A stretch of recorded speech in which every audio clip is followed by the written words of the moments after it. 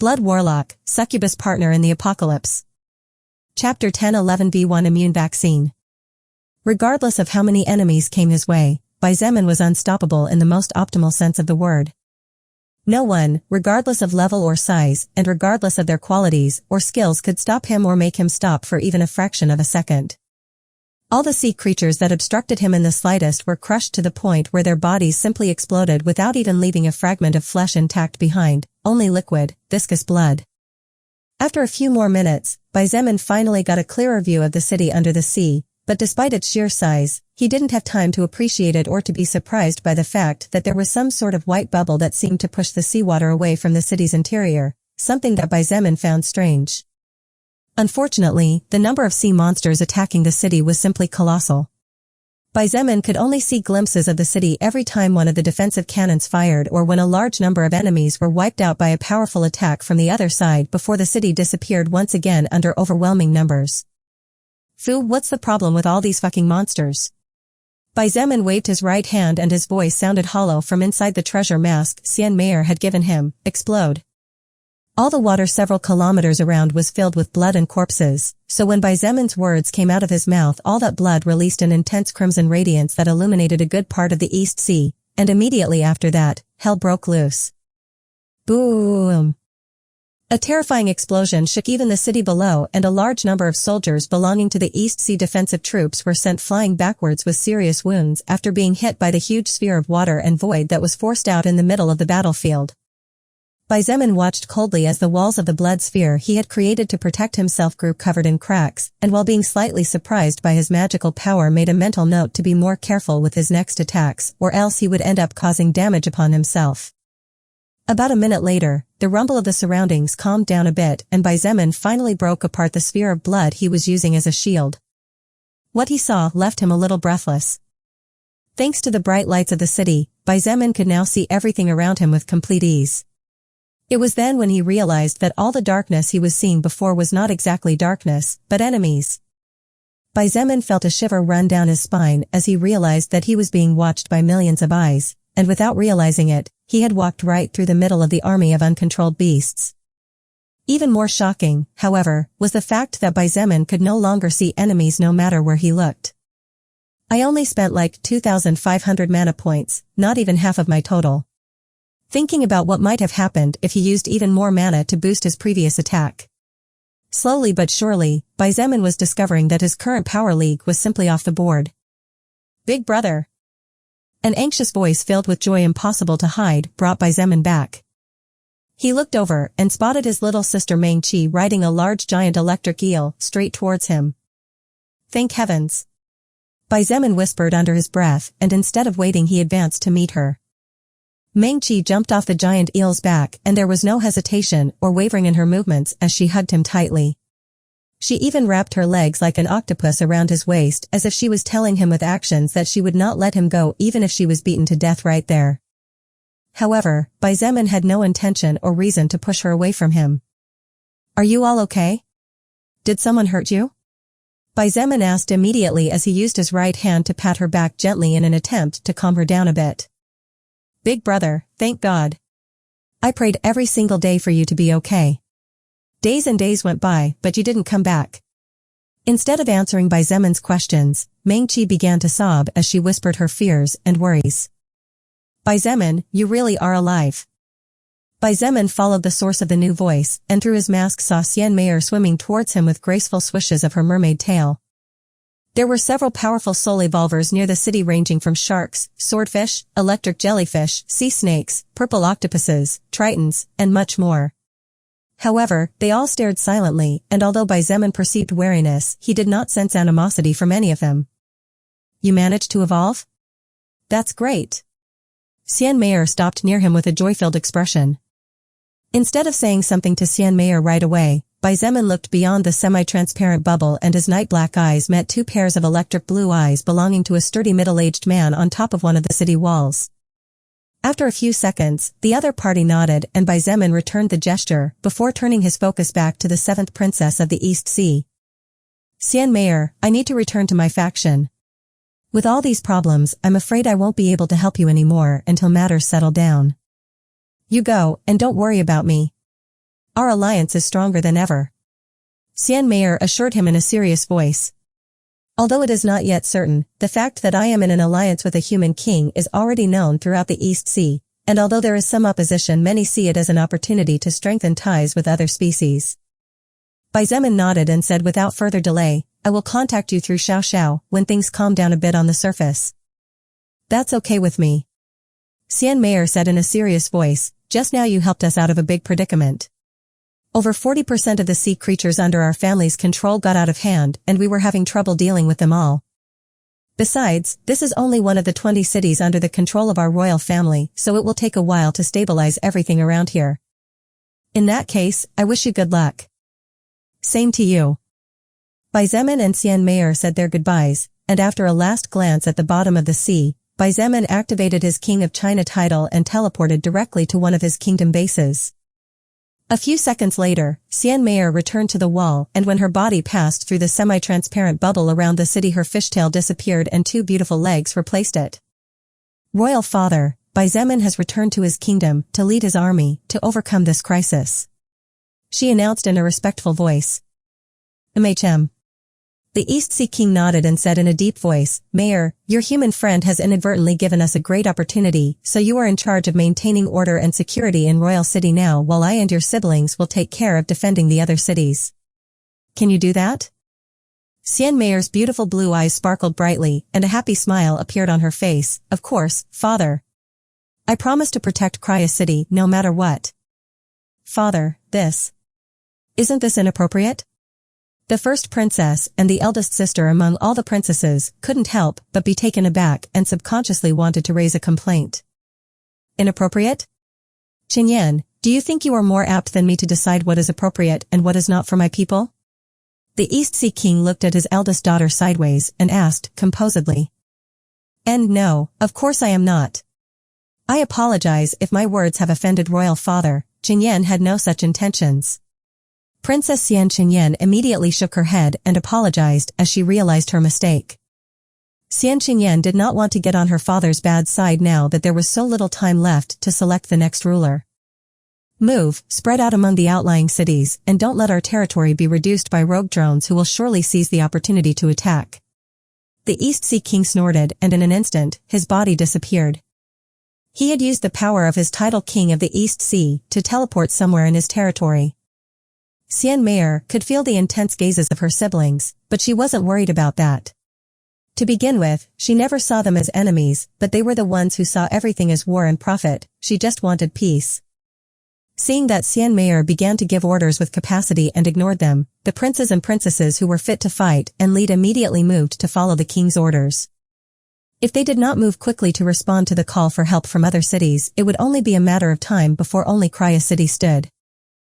Lord Bai, please understand the situation. Understand? I understand the situation perfectly. In that case, why are you making things difficult for us? We are just carrying out our duties. You are carrying out your duties, and I am carrying out mine as a man and as a husband. But there's no need to say more. I understand the situation you are in, and I don't resent you, but unless you kill me, don't even dream about laying a finger on my wife. When Bai Zemin teleported home, the first thing that caught his attention was that apart from the sound of gunshots and explosions coming from everywhere, from the front yard of his family's residence there seemed to be a small crowd of people arguing heatedly about something that in the heat of the moment he could not understand. However, his expression suddenly changed when he felt something, and in an instant, his body seemed to move of its own accord in the direction of the main entrance. Bang!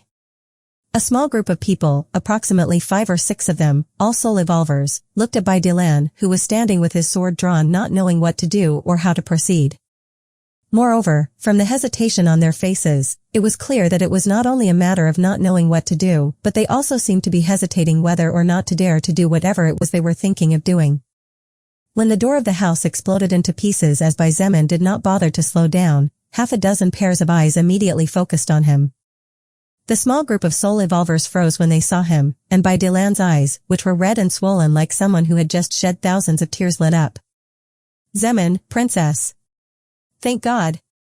The man who, despite being over 50 years old, looked like he was 25, ignored the group in front of him and was about to go hug his 2 children when he stopped as he remembered something. Zemon's eyes only stopped on his father for a moment as his focus immediately fell on the person currently clinging to him in a similar manner to how Meng-Chi was holding him. However, the person clinging onto Bai Dilan was not doing it in a particularly affectionate manner, but quite the opposite. Mom. Meng-Chi's eyes trembled, and had it not been for Bai Zemin having his right hand around her waist, she would have fallen to the ground as her 4 limbs seemed to lose strength at the sight before her. The aura of a level 29 soul evolver was continuously coming out of Yilinger's body, proof that Bai Zemin's plan to make his mother level up had worked successfully. Level 29 was not much, and it seemed that Yilinger was not particularly talented as it had been about 3 months, but she had not been able to level up too much. Even then, the level 29 of a first-order soul evolver who had eaten meat of the highest quality all this time was more than enough for Bai Zemin's mother not to be harmed by the sudden gravitational change. The real problem was not Yilinger's low level at all. Especially not now that Bai Zemin was able to steal and bestow the records of his enemies to any ally he wanted. The problem was that Yilinger was no longer human. She had turned into a zombie and was currently biting Bai Dilan with her face red in blood. Bai Zemin looked at his father's right arm and immediately noticed that a large chunk of skin and flesh was missing, and trying to keep calm he asked, "Hey, old man. Are you okay?" Bai Dilan nodded and said in a voice somewhat choked with pain that was not coming from the flesh wound on his arm, but was pain coming from his heart, "I already used the V1 immune vaccine so I won't turn."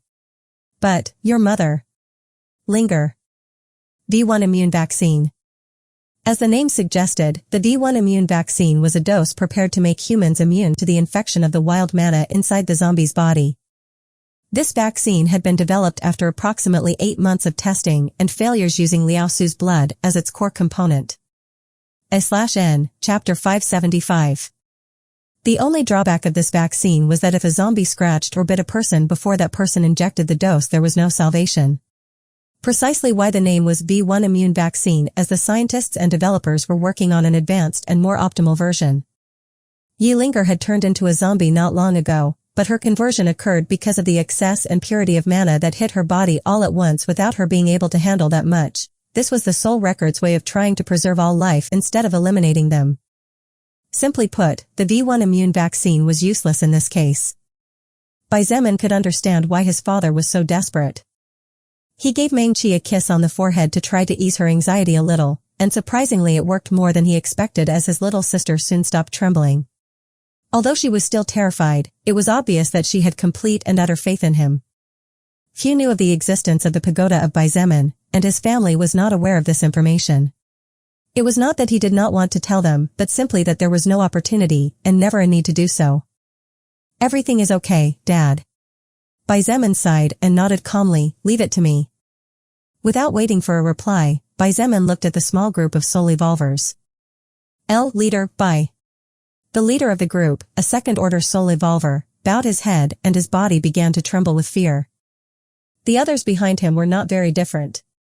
The story of how hard Bai Zemin had worked all for the sake of finding his family was widely known by everyone on the base. His love for his loved ones was as high as the stars in the sky. To the surprise of this small group, however, Bai Zemin was not angry with the fact that they were obviously here with the intention of killing his mother. He didn't have the qualifications to do so even if he wanted to.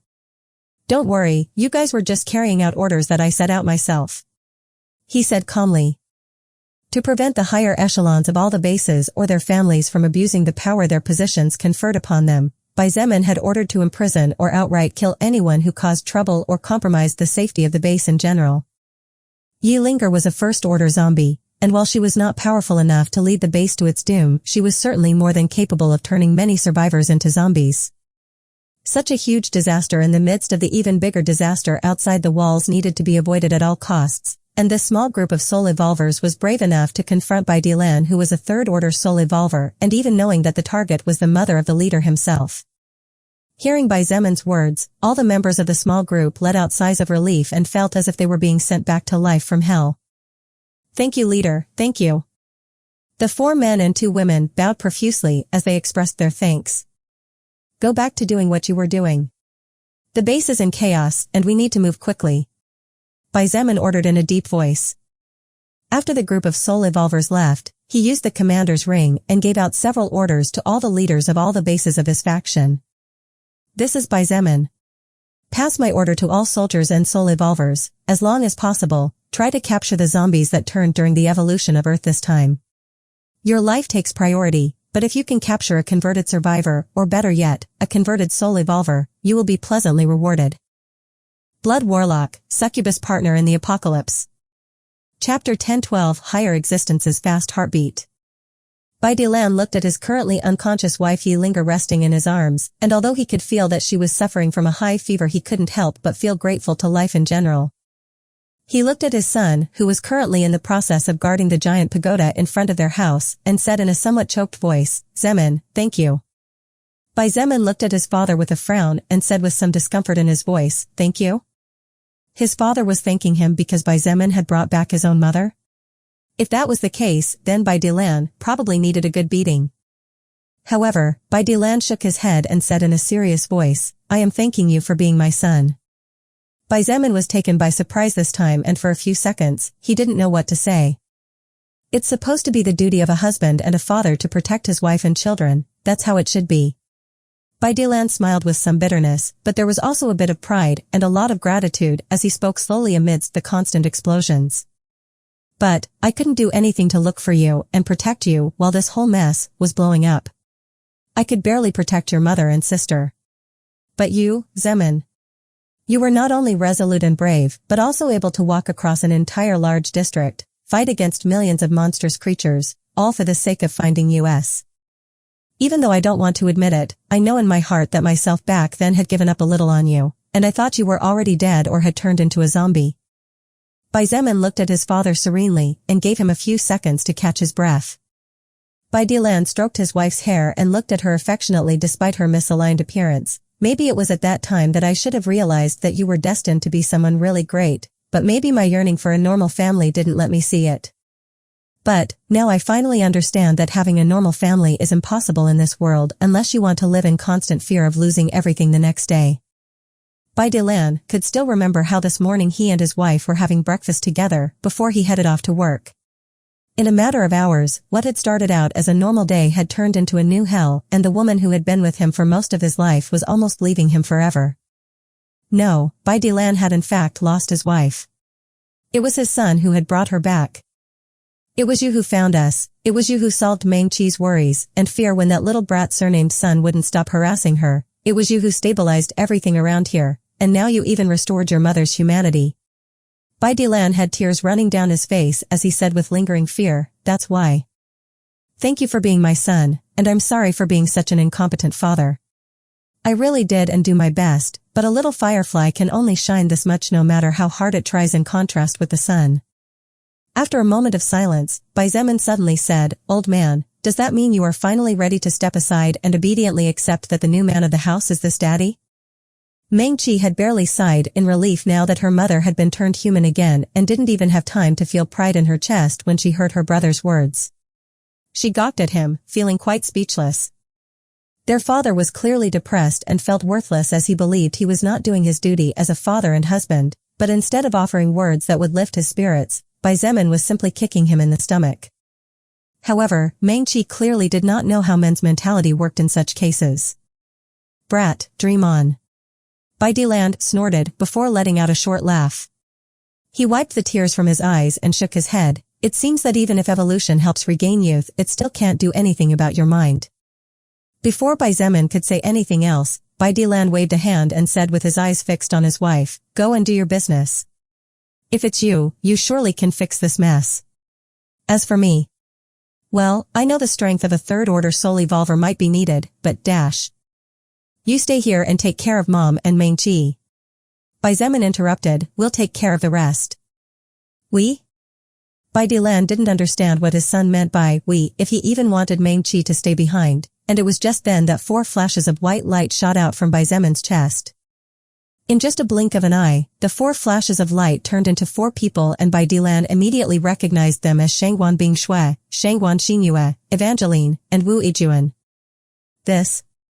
Xietain was shocked, but only for a second, as he soon smiled and shook his head without saying anything else. Every second he spent together with his son, Xietain realized more and more how amazing Xietain was. Big brother, Dad can take care of Mom perfectly well with his strength. I want to go fight too. Meng-Chi took a step forward and said firmly.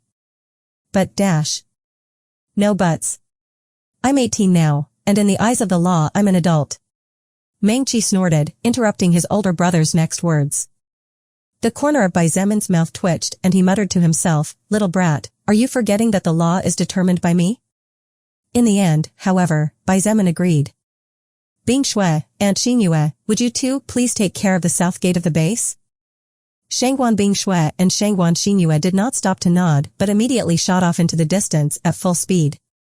Now that the earth had evolved, moving through the sky using monster strength no longer seemed to be possible, but with Shangguan Xingyue using the air gusts to her advantage, it wasn't particularly challenging. Yijun, can you use your skills to quell the anxiety and fear of the survivors who weren't crushed by the sudden gravitational increase in the world? Wu Yijun nodded with a serious expression, leave it to me. While it was true that many had died, those survivors who had worked and eaten enough mutant beast meat had much stronger bodies than a normal human. Even if they had suffered some broken bones or had difficulty with their mobility, they had at least managed to preserve their lives. Evangeline, dear adult little sister, support Yijun, please. Soon, the three women departed for the base to follow Bai Zemin's orders. Of course, before leaving Meng-Chi did not forget to glare at him with flames in her eyes. Bai Dilan took Yilinger to the house, and just as Bai Zemin was about to leave he got astonished when he felt a very powerful aura coming out from the backyard. Oh, I almost forgot. Bai Dilan appeared at the door again with Yilinger in his arms, and said with a chuckle, take that little thing with you. She's been waiting for you. Little thing? Bai Zemin's eyes flashed at the sight of a 10-foot snow-white large dog stomping through the air as if walking on solid ground. Little Snow. Awoo. Bai Zemin had no time to be surprised by the fact that his family dog howled like a wolf instead of barking like a dog. Little Snow, you've evolved to third order? Impressive. Bai Zemin stroked the big animal's white fur with a happy smile. Little Snow lowered her head and closed her eyes in pleasure as she wagged her fluffy tail from side to side. Little Snow, can you go help Meng-Chi? I need to do something important right now. I'll give you as many pats as you want later. However, Little Snow did not obey as usual. In fact, the big giant dog lay down on the ground and signaled Bai Zemin with her head as if she was asking him to ride on her back. Bai Zemin could have refused, but that would have wasted too much time as he could sense the stubbornness of the animal before him, therefore and without further delay, he jumped on her back. He was not ready for what happened next. Little Snow, I need to go high in the sky, to the midpoint of the base, dash. Swoosh. Bai Zemin had to shut his mouth abruptly to avoid biting his tongue, because using agility surprisingly above his current natural agility without the use of overlap regeneration, Little Snow shot out like white lightning into the sky. Laser beams flew from the base to the outside from where all kinds of insects and mutant beasts were relentlessly arriving. Soul Evolvers were fighting with their lives on the line to stop the advance of tens of thousands of zombies and prevent them from spreading.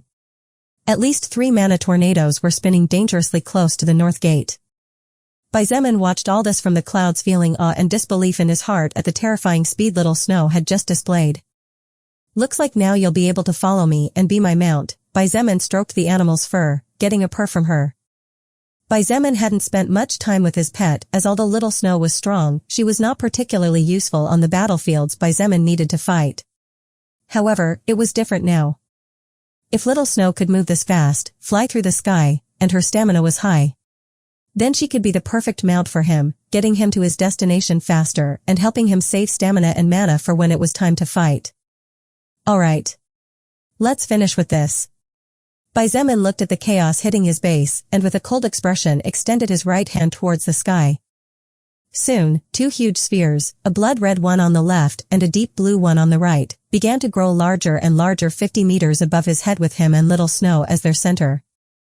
Fire Sorrow looked at the big blue planet with awe, joy, nostalgia, sadness, and also with a bit of confusion.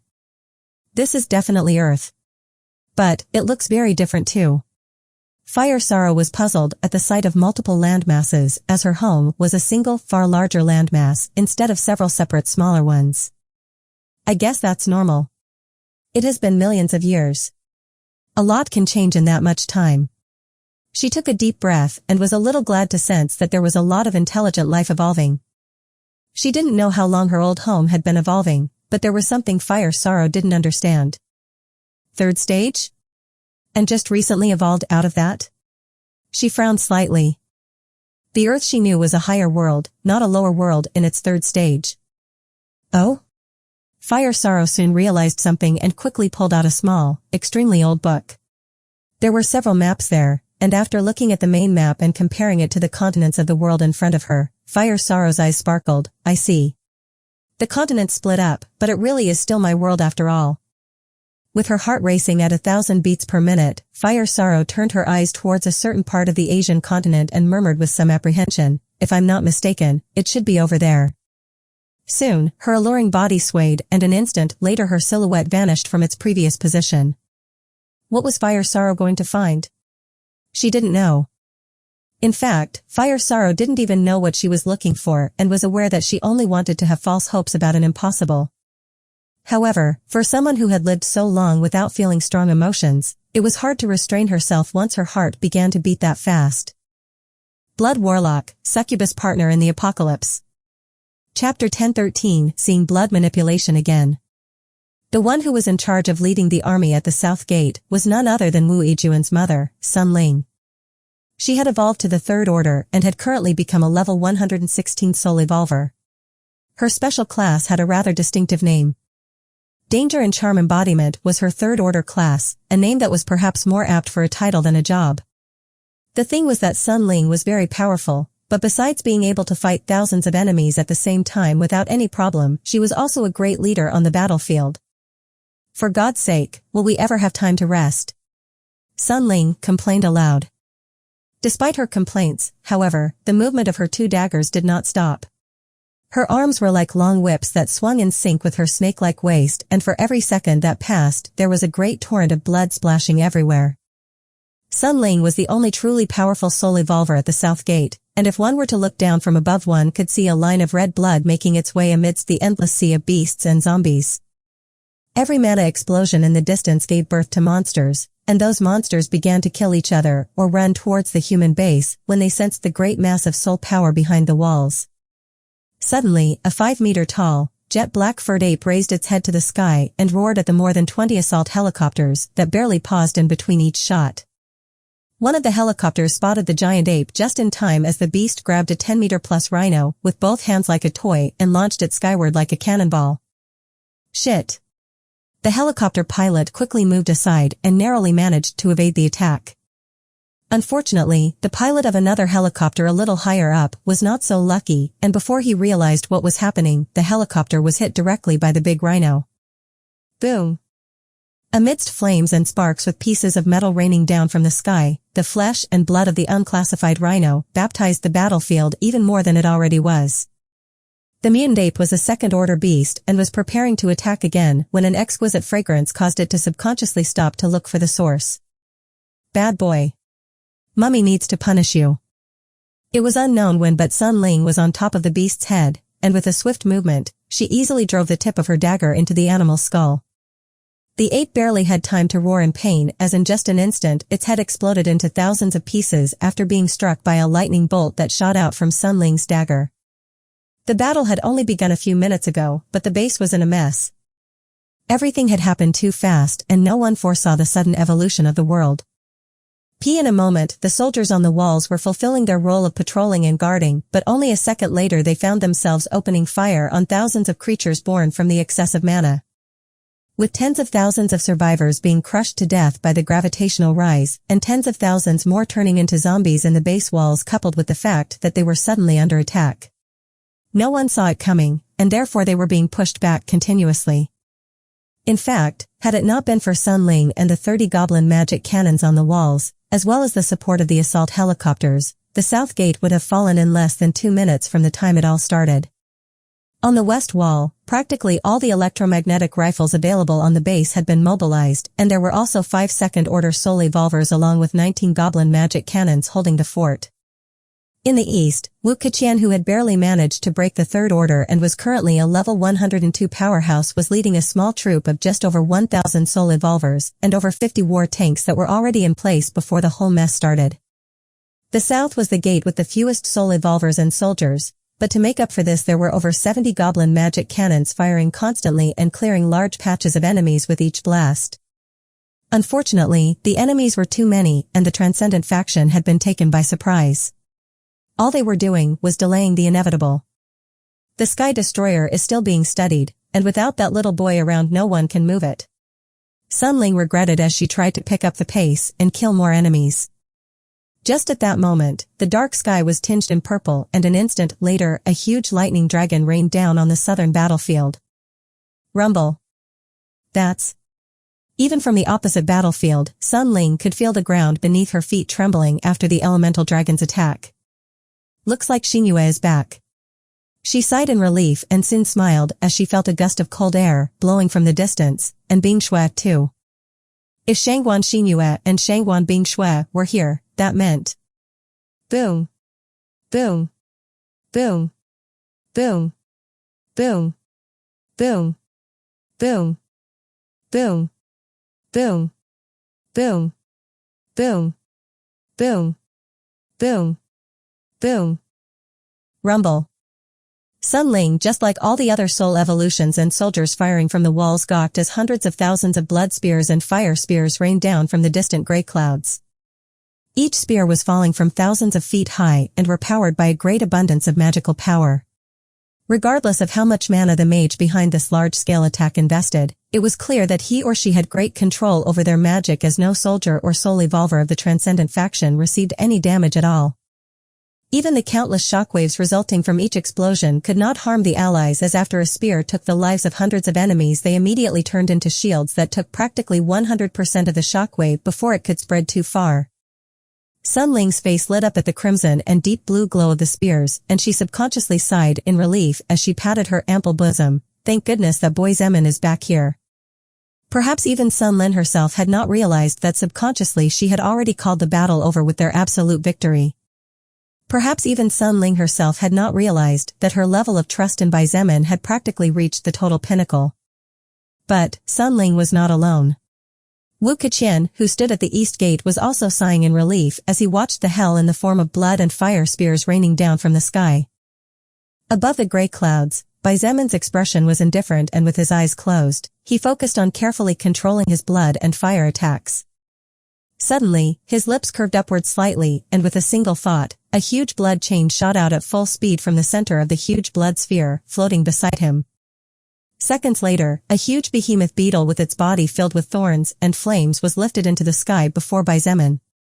The creature shrieked and tried to break loose, but Bai Xiein's blood chain barely moved and it did not show any signs of cracking. Forget about breaking, at any time.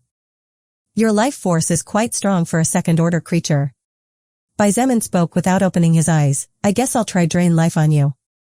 Without delay, he created a huge blood hammer and with a thought made the weapon fiercely slam into the back of the giant beetle. Boom! The beetle shrieked in pain as a large amount of thick, foul greenish liquid exploded outward from inside its body, oozing through the cracks in its innate armor. Soon, the giant beetle's head began to sway from side to side, and it was clear that the creature could barely fight off the loss of consciousness. Drain life. A pale green radiance suddenly covered the beetle's body and Bai Xiein's body at the same time. While keeping his eyes closed and with no change in his expression, Bai Xiein's couldn't help but nod as he felt his recovery speed increase more than just a little. Unfortunately, the giant beetle's health stat was soon sucked down to 0, and the beast lost its life, meaning the effect of the drain life skill was immediately cut off. Although the effect was short, only a few seconds, Bai Xiein's was not discouraged, and as he continued making rain down blood and fire spears, he estimated that if he could hunt some third-order enemies and take a rest for another 10 days in the Collector's Pocket world, he should be able to regenerate his 2 limbs to 100%. It might have been more challenging to find third-order enemies in the past, and as proof of this was the fact that Bai Xiein's hadn't even encountered 100 in total since day 1 when the apocalypse broke out until now. But, now that the Earth evolved to the 3rd stage, they probably won't be a rarity anymore. Bai Xiein's slowly opened his eyes and smiled ironically. It feels like cultivation novels. A hard-to-reach realm suddenly becomes somewhat normal, and experts from the screw-their-grandmother realm come out from under the rocks. After about 20 minutes, Bai Xiein's realized that at this rate he would never finish killing all the enemies, even though he was literally wiping out over 500,000 per second. Those damn mana tornadoes. Xietain frowned tightly as he realized the problem. This was the first time he had seen mana tornadoes this close, and he finally understood that aside from being terrifying because of the power they packed, they were also terrifying because of the fact that the excess mana they didn't absorb seemed to be being used by the soul record to spawn new life. Although most of the mana-born creatures had not even reached level 15, some stronger ones had been born directly on level 30, and these were not few in number. After a moment of hesitation, Xietain finally decided to do something crazy that in the past he would never think of. "Little Snow, can you get a little closer to those 3 tornadoes?" "Awoo." With even a wolf howl in agreement, Little Snow immediately moved her paws and at full speed rushed forward.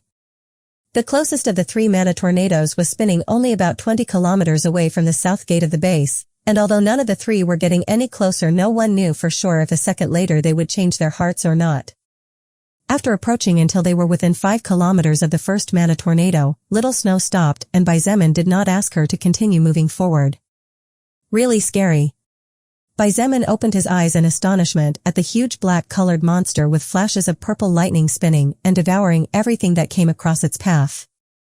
Xietain had no doubt in his heart that if he got any closer, he would definitely end up being torn into thousands of pieces without even being able to fight back. Swoosh! Annihilation of the falling sky in its bow form appeared on Xietan's left prosthesis, and he tightened his grip on it as he looked at the beast of mana with a determined expression on his face. Since he had made his decision, then he would follow it to the end regardless. If not for the fact that Xietain had evolved to second order recently and upgraded his race to a new stage, it would have been impossible for him to focus on the blood and fire magic attacks more than 20 kilometers behind and prepare a new even more powerful attack now.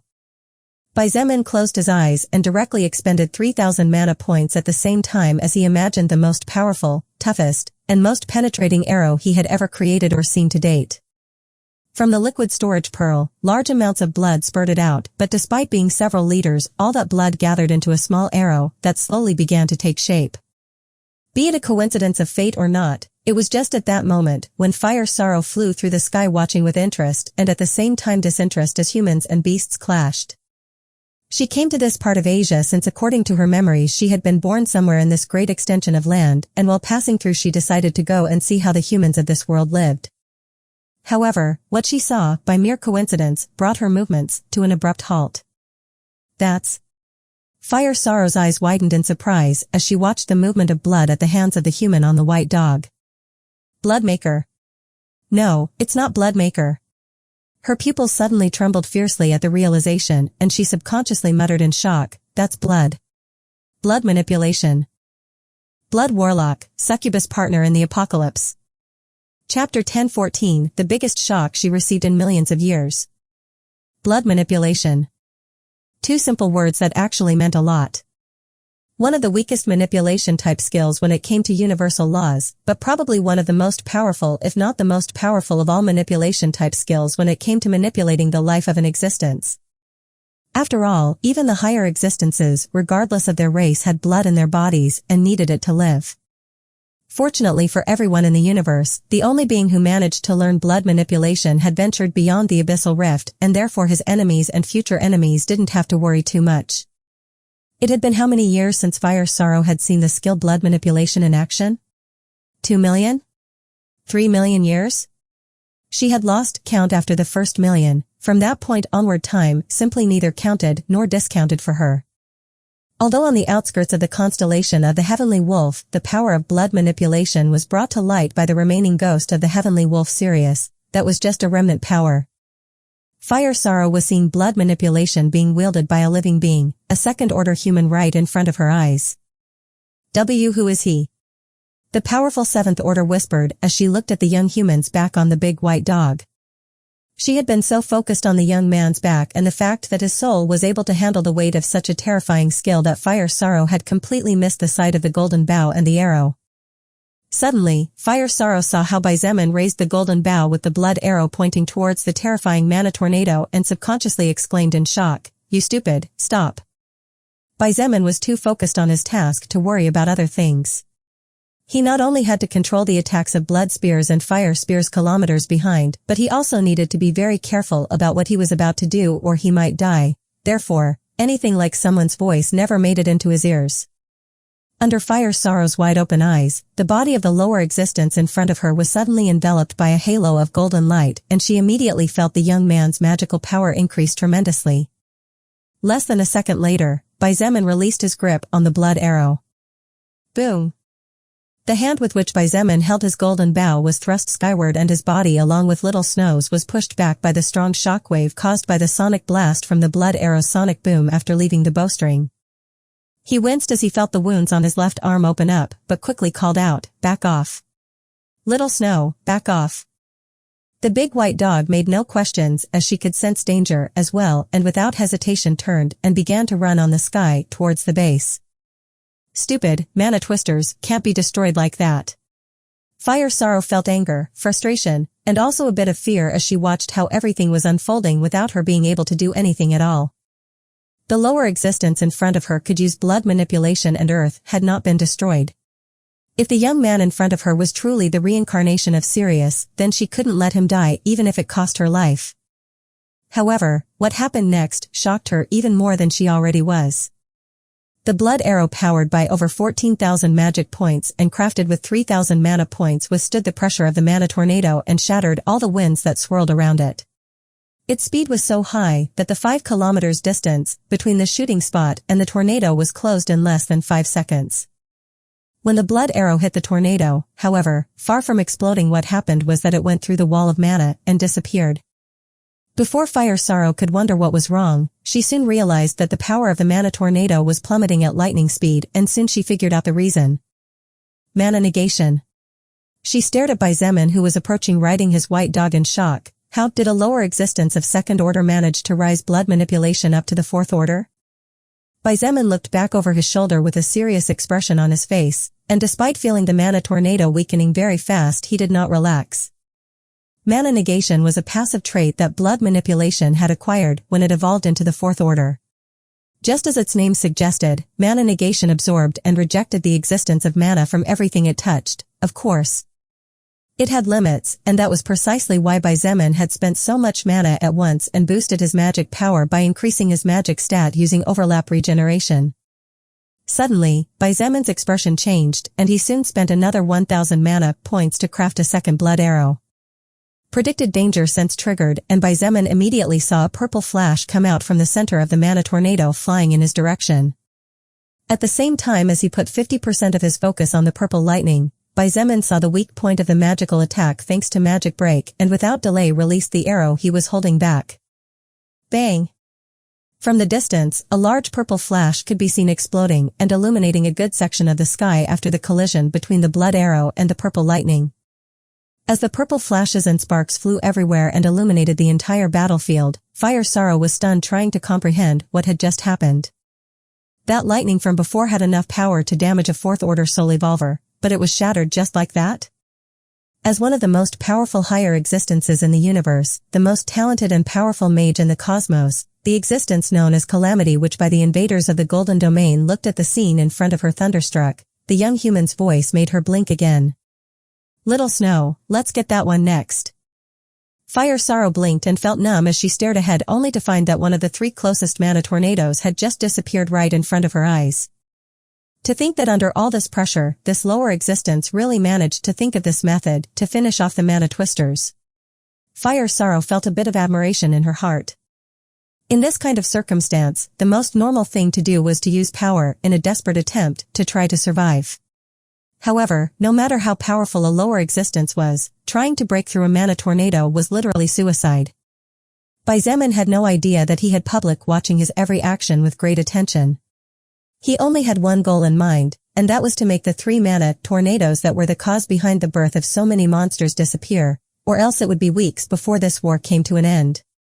Not to mention the fact that the 3 mana tornadoes could explode at any moment, releasing all the mana inside and destroying everything for hundreds of miles around. After using overlap regeneration to recover his mana, Xietain spent another 3,000 points to shape a new blood arrow and aimed at the weakest point of the second mana tornado. Just like before, and perhaps as an automatic trigger, the mana tornado attacked Xietain using the magical power of the lightning that crackled around it. However, this attack was more powerful than that of the first mana tornado. Roar! A lightning flash as thick as a building broke the sky like a dragon and fiercely shook the atmosphere as it flew towards Xietain and Little Snow, who were trying to get as far away from the area as possible. This time Fire Sorrow was more relaxed in order to see things more clearly. No matter how one put it, even if she was experiencing the biggest shock she had received in millions of years, the reality was that Fire Sorrow was not an inexperienced young girl. She was a being who had endured through countless eras and experienced all kinds of hardships in her life. When she saw the blood arrow hitting the lightning dragon, Fire Sorrow caught that brief millisecond of impact and finally understood. It seems that this young man can see the weak point of magical attacks. Fire Sorrow was, after all, a mage who was called by other higher existences the most talented in the path of magic. However, this attack and the previous one are different. Just as Fire Sorrow had just foreseen, the dragon-shaped lightning was not shattered as Xietain thought would happen, but rather its size was reduced by half as it continued its way towards him. His expression changed slightly, but he did not let this unforeseen event cloud his thoughts. The battlefield was prone to change and the occurrence of unforeseen events was completely normal. He had learned this long ago, and staying calm had helped him to survive each one. Under the watchful eyes of Fire Sorrow, who despite her calm expression could feel her heart thumping, Xietain extended his right hand backwards and pointed his index finger while saying something that she could not hear. Everything happened too fast so Fire Sorrow couldn't see or understand what kind of magic had just been activated. However, time seemed to slow down in her eyes as she watched the dragon-shaped purple lightning suddenly seem to meet an invisible wall that stopped it in its tracks. Beep-oo-oo-um. Rumble. As the sky rumbled noisily and the ground more than 5,000 meters below the impact site cracked, Fire Sorrow frowned slightly. What was that just now? That wall was definitely not a barrier-type skill. It wasn't wind either. Fire Sorrow would hardly think that what Xietain had just done was using gravity manipulation, but in a different way than he was used to. After evolving to second order, Xietan's soul had become much stronger than before, and thus some of the memories sealed by the collector's pocket watch were slowly being released. Among the memories he had recovered so far was some experience in using gravity manipulation, and just like what happened with blood manipulation, Xietain realized that he was using this powerful skill too crudely. What he had done just now was to use gravity manipulation to the maximum, but instead of focusing the skill on one area, what Xietain did was to focus all the power of the skill on a small spot, resulting in a greater power of attraction and resistance on the affected part and causing the dragon-shaped lightning to crumble on its own. Ugh. Xietan's body was hit from behind by the shockwave of the blasts, and just like Little Snow was sent flying. This was inevitable, since unlike Magic Break, which destroyed magic, what Xietain had done was simply stop the advance of the attack but not really nullify it. Little Snow quickly shook her head as she fell from the sky, and at the same time she let out a high howl. She dashed towards Xietain, who was falling helplessly. An instant later, he felt the soft fur beneath him and couldn't help but chuckle as he adjusted his posture. Good girl. Xietain looked at the last tornado of mana, and his expression turned serious. This one was the farthest away from the base, but that didn't make it any less dangerous than the other two. In fact, this last one was the most terrifying as its size was twice as large compared to the two tornadoes of mana that Xietain had just annulled. Blood Warlock, Succubus Partner in the Apocalypse. Chapter 10-15 Fourth Order Rex. For some reason, Xietain felt something strange as he stared at the last of the 3 mana tornadoes. Even Little Snow seemed a bit agitated. Her soft snow-white fur was slightly standing upright and she growled menacingly with her eyes fixed on the large blackish-purple monster. Xietain didn't realize how long he had been staring at the mana tornado, but it was clearly more than a few seconds as he suddenly sensed 2 familiar auras approaching. Looking back, Xietan's eyes flashed slightly, and due to the fierce noise caused by the war and the tornado's rotation he had no choice but to shout, "Why are you two here? What about the enemies? They have fallen to a manageable number." Along with a loud and powerful yet charming voice, 2 white dots rushed over and in a matter of seconds, Shangguan Xingyue and Shangguan Bingshui stopped next to Xietain. Shangguan Bingshui looked at Little Snow with sparkling eyes and commented in amazement, "Little Snow, you are now able to fly? Oh whoa. You can't seem to be able to talk?" Shangguan Xingyue pointed out perplexed. Xiao Xiao was able to talk and become human as soon as she became a third order. "I don't understand much either, but now is not the time for that." Xietain looked at Shangguan Bingshui and asked, "What do you mean the enemies have fallen to a manageable number?" A large drop in enemy troop arrivals could be noticed for a while now. She explained calmly. Each of our attacks is capable of wiping out thousands at a time, so after a few minutes, the lack of enemy reinforcements became evident. Thanks to Xietain and her class, which allows her to calm other people's hearts and minds, things at the base have become much more manageable, so there are many soul evolvers and soldiers arriving at the walls even while we are talking. Xietain finally understood what was going on, and as he looked to the ground and back he could see that effectively, the number of enemies heading towards his base had largely decreased. Little King, did you do something? The number of enemies reaching all the gates simply began to plummet too fast. Shangguan Xingyue asked in confusion. About that. Xietain explained that when he arrived at the north gate of the base he saw that enemies seemed to be arriving from 3 directions, coincidentally the number of mana tornadoes that could be seen from practically anywhere several hundred kilometers due to their colossal size. I see. So that tornado is the only culprit left. Shangguan Bingshui nodded with a cold expression as she looked off into the distance. After a moment of silence, Xietain reached forward and while directly investing 6,000 mana points to create the most powerful arrow he had created and would probably create in a long time expressed his concerns to the 2 women. There's something fishy about that mana tornado. Leaving aside its size, the number of enemies born from the remnant mana it expels while spinning is simply too small compared to the other 2. Indeed. Shangguan Bingshui nodded with a slight frown. Now that you mention it, that thing seems to be carrying the mana elsewhere. Oh? Xietain looked at her in surprise and quickly asked, Bingshui, can you sense where the particular mana is going? If you can point out the location it would be of great help to me. The fact that Shangguan Bingshui was more adept than Xietain at sensing and controlling the energy called mana was no secret to him.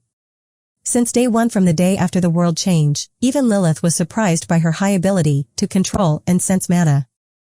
If she could point out the area where the mana was being sucked to, then Xietain would give his best shot to hit that area with the blood arrow he had invested 6,000 mana points into, and once the arrow came into contact with the foreign mana, the passive effect mana negation would automatically trigger.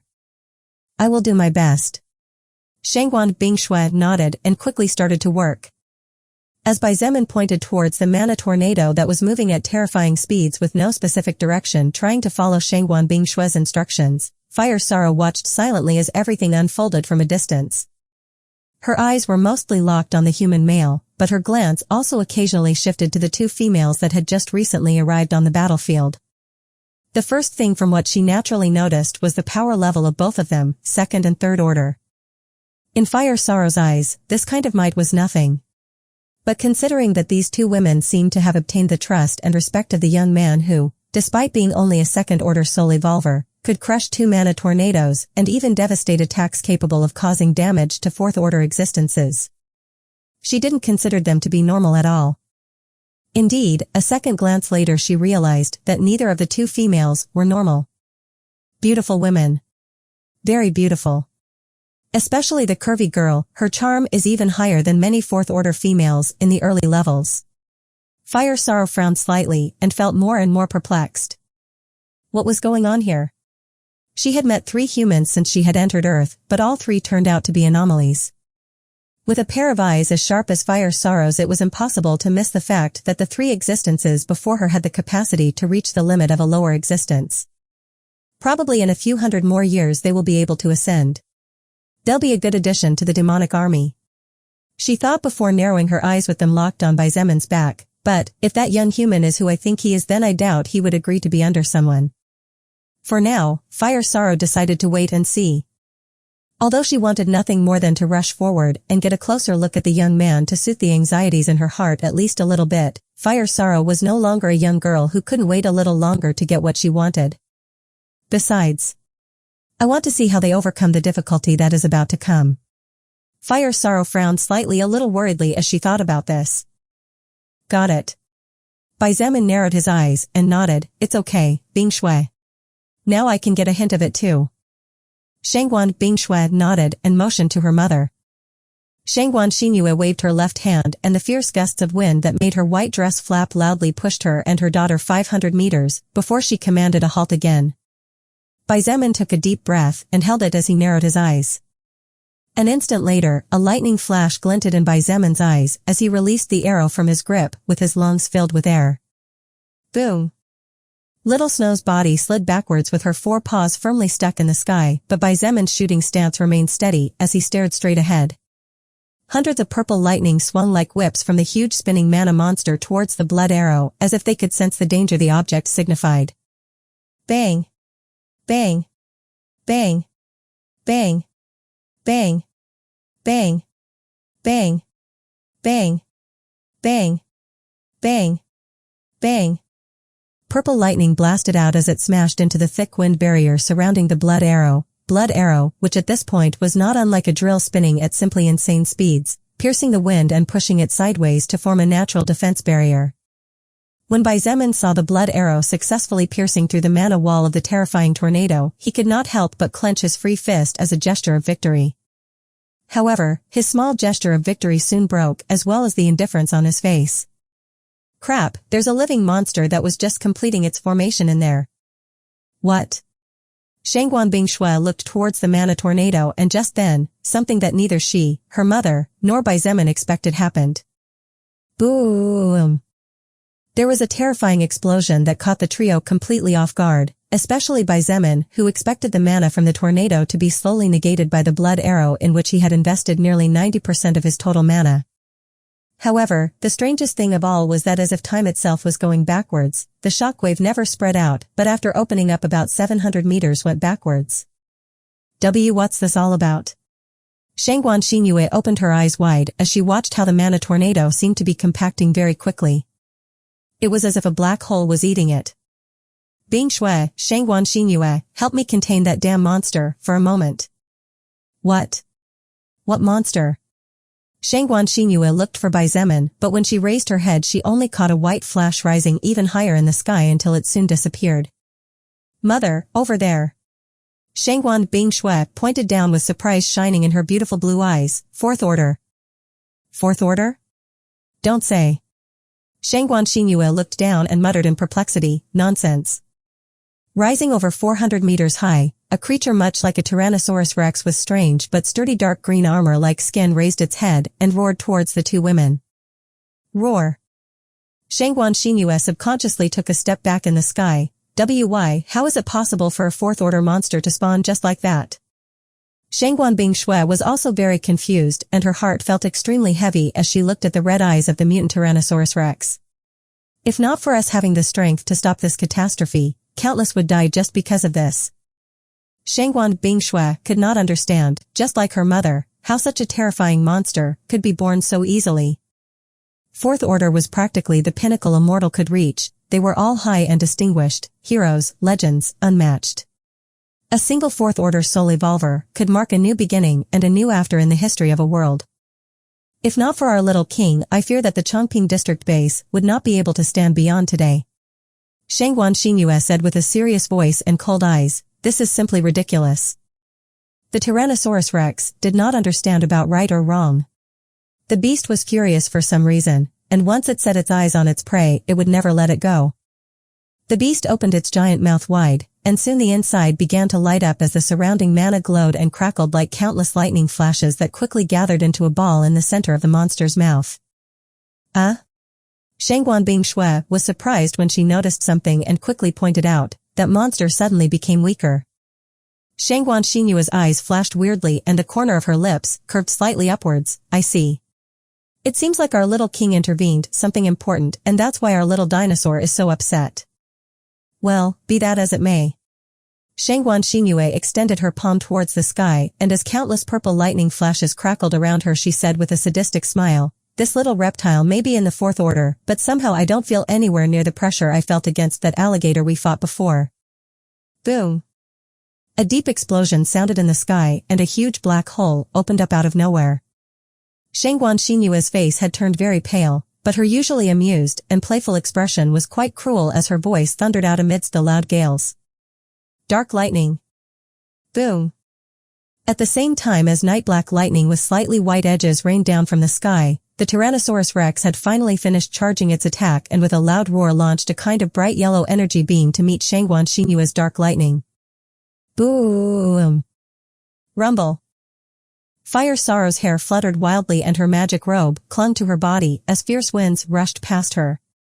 Her expression was indifferent as she watched the ground over 6 kilometers around break into pieces at the same time as the sky wailed as if it were about to collapse. The two magical attacks had met at a midpoint as one ascended and the other descended, and apparently, both were equally powerful as after exploding they both caused destruction in the surrounding area while canceling each other out. She couldn't help but nod as she looked at Shangguan Xingyue in praise, level 171 human capable of taking a charged attack from a mutant beast at level 201. She might be on the same level as Crow in terms of talent and innate ability. Blood Warlock, Succubus Partner in the Apocalypse. Chapter 1016 First Face-to-Face Meeting, Part 1. Shangguan Xingyue staggered in the sky and could barely continue keeping the gusts of wind around her in check to avoid her and her daughter from falling. This was a clear consequence of spending half of her mana abruptly. The Fourth Order Tyrannosaurus Rex did not give up after a failed attack, but with complete indifference opened its jaws wide again.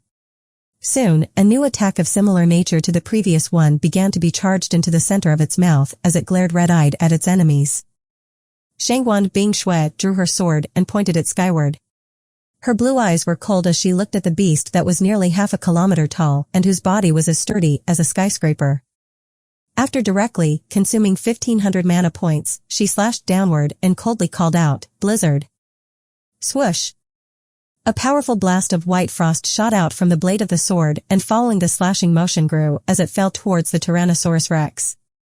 The defense and overall attack power of the Tyrannosaurus Rex were its strong points. In contrast, its agility was not particularly high. Therefore, under the beast's wide eyes, its body was soon enveloped by white frost and disappeared. What a pity. Fire Sorrow muttered indifferently. As if responding to the words of the higher existence in the sky, a fierce shockwave expelled all the frost and soon the body of the Tyrannosaurus Rex was revealed again. What? Shangguan Bingshui's pupils contracted as she saw how her attack did not succeed in the slightest. However, she did not give up and after directly consuming her last remaining 2,000 mana points, she activated and boosted the power of her strongest treasure. Pride of the Elf Queen. The giant silhouette of a beautiful woman appeared behind Shangguan Bingshui, and just like her, the silhouette pointed at the beast. The blast of frost that shot out from Shangguan Bingshui's fingertip this time was at least 3 times more powerful than previously, and soon the Tyrannosaurus Rex's body turned into a statue of ice. Shangguan Bingshui gasped with a pale face, but seeing that the creature had been sealed, she felt better. On the other hand, Fire Sorrow shook her head, that girl could be as good as me, even better in the future. But, your level is too low, little snow princess. The difference between the Second Order and the Fourth Order is more than mere levels. Only 2 seconds had passed since the Fourth Order Tyrannosaurus Rex was sealed under a thick layer of ice when the unmistakable sound of cracks echoed everywhere. Shangguan Bingshui's pupils shrank to the smallest possible size as she called out in refusal, "Impossible." She had consumed all of her mana and her magical power was absolutely high. Shangguan Bingshui, who was an absolute genius that was only born once every million years in the universe, had never faced a backlash as powerful as this. Regardless of how difficult the battle was, she could always land at least a few blows. Therefore, accepting that in the face of this enemy she was as good as nothing was a great shock to her proud self. Shangguan Xingyue gritted her teeth as she saw things going south. Although she didn't say anything, she understood that her daughter's level had been stalled for many months, and although Shangguan Bingshui was undoubtedly a heavenly genius, it was of no use if her power didn't grow. Dark Dash. Just as Shangguan Xingyue was about to expend the other half of mana she had left, a small golden flash shone higher up and she swallowed the next word she was about to say. Fire Sorrow didn't even have time to raise her head as soon something that took her breath away happened. You are now inside the Emperor Wolf domain. All your natural stats drop by 20%. Emperor. Wolf. Domain. Fire Sorrow could feel countless waves surge in her heart as she murmured these 3 words through her barely opened purple lips. There were all kinds of domains in the universe. The most normal and common were the elemental domains, where the magical power of the user with respect to a certain element grew exponentially.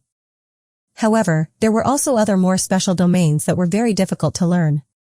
For example, the domain King of Darkness used by Lucifer not only weakened the enemy and strengthened the user according to how capable they were in the control of darkness, but also allowed the user to teleport short distances every few seconds. But beyond these special domains, there were other domains that were so special that there could hardly be two existences capable of controlling it in the history of the cosmos. The domain that controlled Fire's sorrow, which was strengthened based on her negative emotions, was one of them. The anti-magic domain of the legendary barbarian king was one of those domains as well. And lastly, the Emperor Wolf domain was also one of them. Fire's sorrow daydreamed countless times of seeing again that mighty domain which was as proud as its name suggested. Capable of greatly weakening the enemy regardless of their level, species, or race, order, talent, etc. As long as the user unleashed a greater killing intent than the opponent in combat, they would definitely emerge victorious. However, she never thought she would ever in her life be able to see it again. This was because the only soul evolver capable of being so proud, cruel, arrogant, and bloodthirsty to learn such a domain was no longer in this universe. Feeling her power plummeting, Fire's sorrow did not bother to release her own murderous intent to cancel the effect. Quite the contrary, she embraced that weakness with all her heart as if instead of harming her, it was comforting her. Precisely at that moment, Fire's sorrow saw a golden flash fall from the sky at such a high speed that it formed what looked like a perfect golden line linking the sky and the earth even though the object had already reached its intended target. Roar! The Tyrannosaurus Rex's eyes widened and the attack it was preparing got off automatically as its body fell headfirst to the ground with a mighty boom. Critical hit. The armor protecting the beast's head along with half of the skull was completely smashed apart, revealing the mutant monster's gray brain to Xietain, who at this point was bathed in blood. He spat out some blood that had gotten into his mouth and raised his golden spear high. Endless blue lotus flame. Crimson flame. Deep blue and crimson red danced in unison on the body of annihilation of the falling sky, giving birth to a bright purple flame. The Fourth Order Tyrannosaurus Rex could feel death looming over it, but it had no time to fight back before the diminutive human standing on its head stabbed ferociously, incinerating most of its head along with its brain in its entirety. Critical hit. You have received the soul power of Fourth Order, Incredibly Heavy Blast Rex, level 201. You cannot absorb any more soul power. Xietain looked at the Incredibly Heavy Blast Rex's head practically all crushed and scorched. He slowly pulled out his golden spear and as violet flames burned around him to keep him away from any dirt, he couldn't help but whisper in disbelief and astonishment, It's over? This was a Fourth Order beast whose defense was definitely incredibly high. Fourth Order, for crying out loud. Fourth Order. Beings of such scale would require Xietain to risk his life and pull out every last one of his trump cards in order to fight them to some extent and perhaps be able to kill them. Until not too long ago, Xietain was only 70% confident that he could kill a normal Fourth Order powerhouse of level 230 at most at the cost of losing half a life in the process. However, what had just happened just now? 2 attacks. He had just killed a colossal monster with only 2 attacks. He hadn't even used 50% of his total battle power. Even if the Incredibly Heavy Blast Rex was a Fourth Order beast that grew weaker by every passing second and didn't even have intelligence as a result of its unnatural, interrupted, and spontaneous birth, Xietain was only a Second Order level 100 existence. He took a deep breath and slowly closed his eyes, finally understanding the reason why that unknown entity which he suspected was serious had warned him not to be carried away by the power he had acquired after evolving. Xietain tightened his grip on his golden spear to the point where his knuckles cracked. This feeling of omnipotence, it's really dangerous. Shangguan Xingyue floated next to Shangguan Bingshui, making use of the gusts of wind to her advantage. She looked at the lifeless Fourth Order beast's body and then looked at Xietain with a worried expression on her face. Little king, are you okay? Despite her playful and even childish attitude, despite her petite body, one should not forget that Shangguan Xingyue was a woman who was over 40 years old and had gone through many hardships as she raised a daughter on her own. She knew what power could do to people, and although Xietain was surprisingly mature, for his age, he was still too young. Now that he was able to do something so great with apparent ease, Shangguan Xingyue feared that he was getting too carried away. Xietain slowly opened his eyes, and his expression was indifferent as he nodded, I'm fine, no need to worry.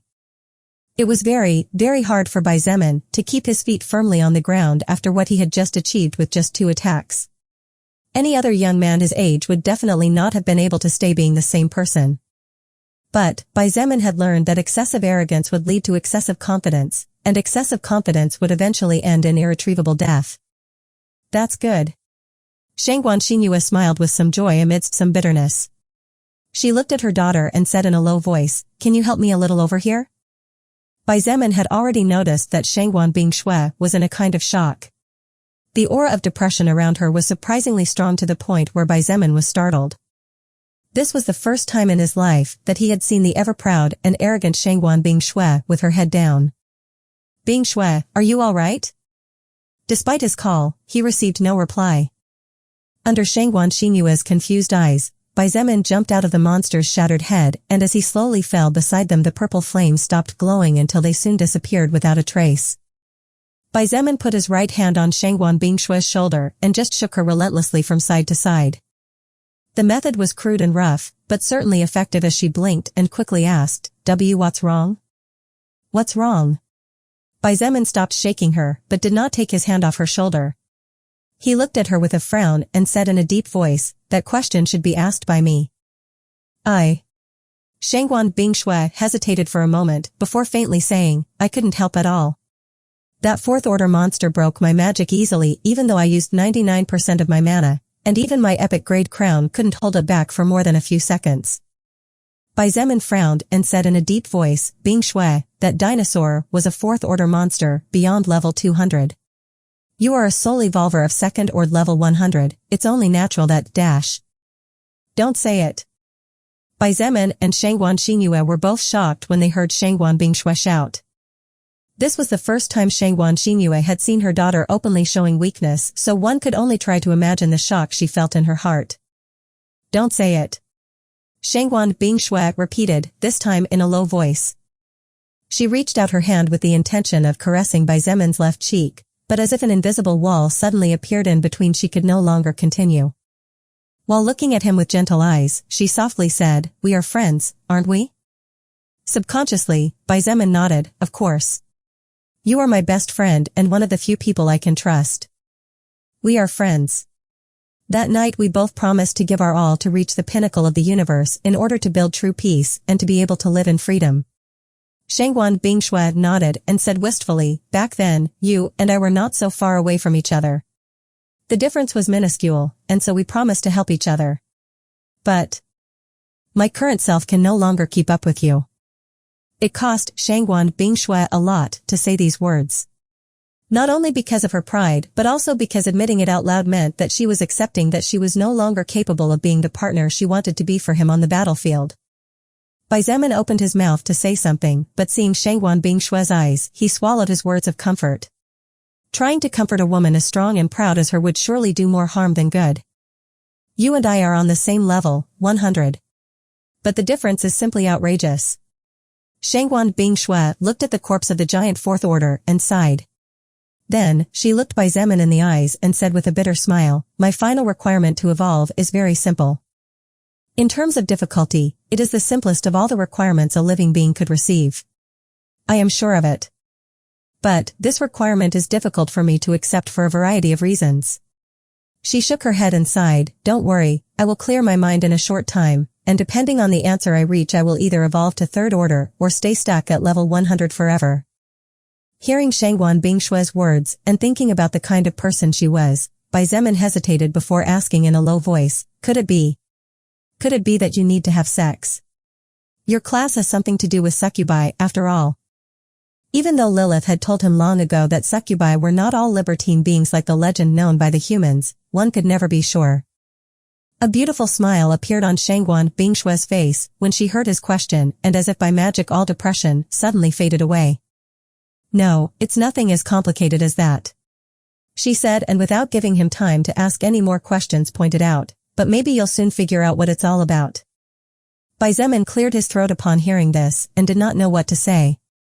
On the other hand, Shangguan Xinyue's eyes darted back and forth between her daughter and Xietain. "Can you two stop flirting openly in front of me? Or let me join in, so I won't feel lonely." "No." Shangguan Bingshui snorted. "Bingshui, sweetie, I think we can have a chat about this."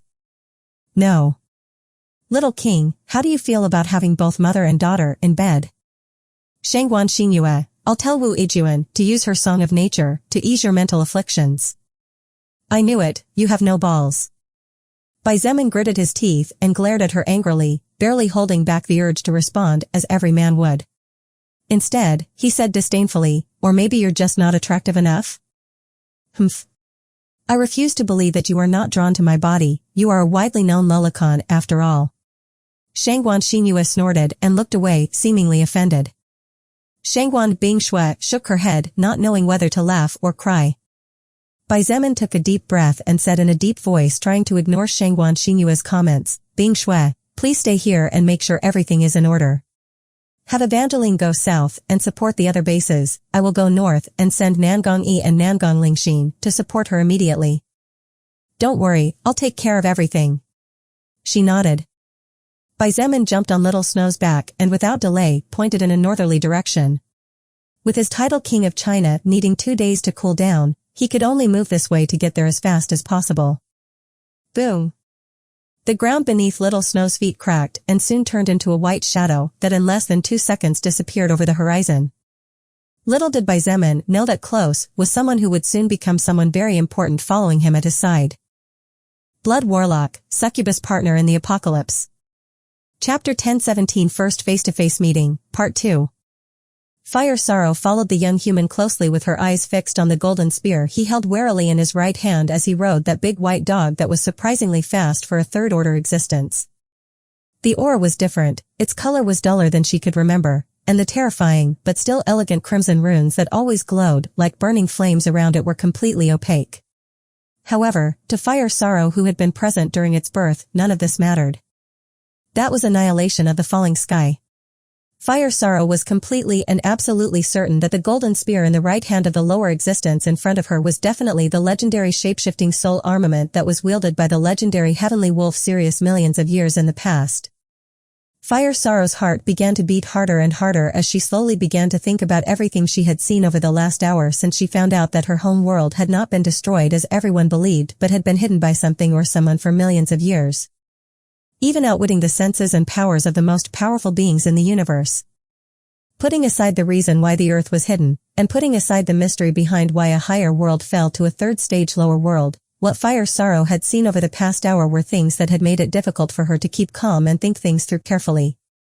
First of all, Fire Sorrow encountered terrifyingly strong humans. She noticed that even the weakest of the soul evolvers in the base that was under attack had the capacity to ascend to the third order if given enough time. Second, what took Fire Sorrow's breath away was the power that a small number of people were able to draw from their bodies despite their relatively lower levels. Among them, the ones who left the strongest impression on her were undoubtedly 5 people, Shangguan Xinyue, Shangguan Bingshui, 2 females with assassination-focused classes, and a beautiful lady with great skills in manipulating energy of a surprisingly pure nature. As for the human male in front of her, completely out of proportion. Fire Sorrow muttered in lingering shock. Blood manipulation, soul power pure enough to allow him to jump 1 order of power, and skills terrifying enough to allow him to jump another extra order of power. That blue flame is definitely not normal. Although it was a faint feeling, my red devouring soul flame seemed to wake up for a moment just before. Fire Sorrow knew that the young man's blue flame was not normal, but she never thought that it could be one of the legendary naturally born divine flames that in its peak state could incinerate gods and burn the universe. That golden radiance. What was that? Fire Sorrow felt frustration in the midst of her joy and surprise. This is the first time in my entire life that I've seen a non-cooldown skill capable of increasing physical or magical power in exchange for losing a stat for several seconds. Wasn't that basically manipulating soul records? Besides, there was also the Wolf Emperor's domain and annihilation of the falling sky. Fire Sorrow recalled that about a year ago in a world abandoned by the soul record something really hard to believe happened after the ghost of the Heavenly Wolf launched annihilation of the falling sky without warning towards it for reasons that to this day no one could understand. Lucifer. He said that at that moment something about seeing a first-order existence with annihilation of the falling sky stuck in his chest. If that first-order existence is this guy, then it all makes sense now. Back then, even Fire Sorrow didn't believe Lucifer even though she had known him all her life. A first-order lower existence coming out alive with the most feared soul armament in history stuck in his chest after facing a fourth-order lower existence? Forget Lucifer or any of the current leaders, even Sirius or the Barbarian King or any other legendary being imprinted on the stars in the sky didn't have the ability to do that much when they were at level 50. Fire Sorrow took a deep breath and used all the willpower she had gained during her years of life. She closed her eyes softly and whispered to herself, "Wait a little longer, Fire Sorrow. Just a little longer." Even she called herself Fire Sorrow. Perhaps she had forgotten her real name long ago, perhaps the name of her dominion had become more important than her real name, or perhaps she didn't want to return to her past self for some reason. Despite her practically impossible to contain desire to want to move forward to embrace the young man in front of her, to ask him 1,000 questions, to confirm that 1% of uncertainty she had to prove that he was the reincarnation of the heavenly wolf. Fire Sorrow didn't do it, she fought against her desire for the sake of his will. Xietain was naturally unaware that someone so powerful was following him from a close enough distance that she could see the crimson highlights in his hair. However, if he knew and could guess Fire Sorrow's thoughts, he would definitely thank her and would automatically have a good impression of her. This was because he was in a great hurry to get to northern China, and any interruption that would potentially distract him and take away time which could be vital to people like Xietain, Kelly, the Nangong siblings, Fu Xiefeng, Kan Lan, Karjingi, and others, would certainly not be looked upon favorably by Xietain. The fact that Fire Sorrow could realize this even with her emotions so agitated was further proof that she was not an immature little girl who could not wait but a completely serious woman. She had waited so long anyway. Waiting a few more hours or a few more days wouldn't kill her even if every second ate her up inside. With Little Snow's current speed, Xietain would normally only need 1 hour in the past to reach his faction's main base in Inner Mongolia. However, now that the Earth had evolved again, it was difficult to measure the ever-increasing distances between two different points. In the end, it took Xietain 2 hours to reach the mother fortress he had taken from the goblin's hand, and considering that this was not the main base as most of his army was in the human base occupied by Liang Peng's faction, it was not difficult to judge that the Earth was more than twice its former size. After 20 minutes, Xietain wiped out all the creatures causing trouble and helped capture all the humans turned into zombies by the mana shock. After turning all those who were still alive back into humans, Xietain gave several orders and left everything to Fu Xiefeng and Xin Mei to maintain order/deal with the consequences. Along the way, Xietain found 2 bases that previously belonged to his faction, completely destroyed. Although these 2 bases did not have many living people, only 1,000 or 2,000 at most that had been left behind as advanced stations. He was still furious, and without hesitation in his heart, he slaughtered every living creature he saw in the vicinity, before continuing his advance to the northwest. In total, it took Xietain about 4 hours to reach his main objective, as that was where the most living beings of his faction were stationed in northern China. This meant that the Earth was more than 3 times its size compared to the second stage. Xietain thought that by the time he arrived everything would have settled down considerably, but he was amazed to find that this was not the case. Boom. Boom. Boom. The unmistakable sounds of explosions along with cries of pain, wailing, and howls of war along with bestial roars made Xiein's expression change. From a distance, a sea of mutant beasts assaulted the base from all directions without fighting each other at all. Moreover, the base was also experiencing problems inside, and apparently it wasn't just zombies. Xietain made Little Snow stop high in the sky, and as he controlled the blood on the ground and formed a large blue fireball above his head, he used the commander's ring to communicate with the person he had left in charge before he left. "This is Xietain," Kong Lan explained the situation. His voice sounded calm, but only those who knew him would know that he was actually furious. His fury did not come from the attack of mutant beasts as it was normal and natural, both races were enemies, and the other side clearly had someone leading them. Xiein's fury came from what was happening inside the base. He created thousands of blood threads and easily used them to cut through the defenses of his enemies. At the same time, hundreds of thousands of fire arrows rained down from the sky, throwing the army of mutant beasts into chaos instantly. Leader. Not good. Some prisoners who managed to get stronger after being hit by the mana wave started to set fire and attack innocents by taking advantage of the chaos. Those good-for-nothings took advantage of Nangong Yi going to the front to fight, and after killing the soldiers stationed at the processing factory set the place on fire. Xietain could see how a small part of the base was going up in flames. The death toll in itself was going to number high once everything calmed down enough to do a head count, but with these people taking advantage to strike a low blow, things would definitely be worse. The processing factory was where 50% of the rice grains and mutant beast meat was stored. There was enough stored there to supply all the bases in Inner Mongolia for at least 4 months. Kan Lan, ignore the rioters and focus on suppressing the zombies, capture as many as possible. Leave the scum and mutant beasts to me. P. Roger. Kan Lan's response was immediate and without hesitation. When it came to trust in Bai Zemin, she was probably the first or second most blind faith among his loyal followers, fighting for first place with Karjingi. She did not even ask questions as proof of how high her trust and confidence was when it came to Bai Zemin. A level 10 soul evolver was running around leading a pack of young hooligans through the streets of the base, while laughing like crazy with a wild expression on his face, shouting all sorts of atrocities. The appearance of zombies inside the base had been a great shock, and many had directly lost themselves in the madness, so they began to release their fears by committing criminal acts. This soul evolver was about to attack a normal middle-aged man when suddenly his body froze, and under the wide-open eyes of his comrades exploded without warning. Warm blood splattered the face of the nearest one, and she immediately screamed in panic as she turned to flee. However, none of the rioters managed to take more than 2 or 3 steps before coming to an abrupt halt. Bang! Bang! Bang! Bang! Bang! Bang!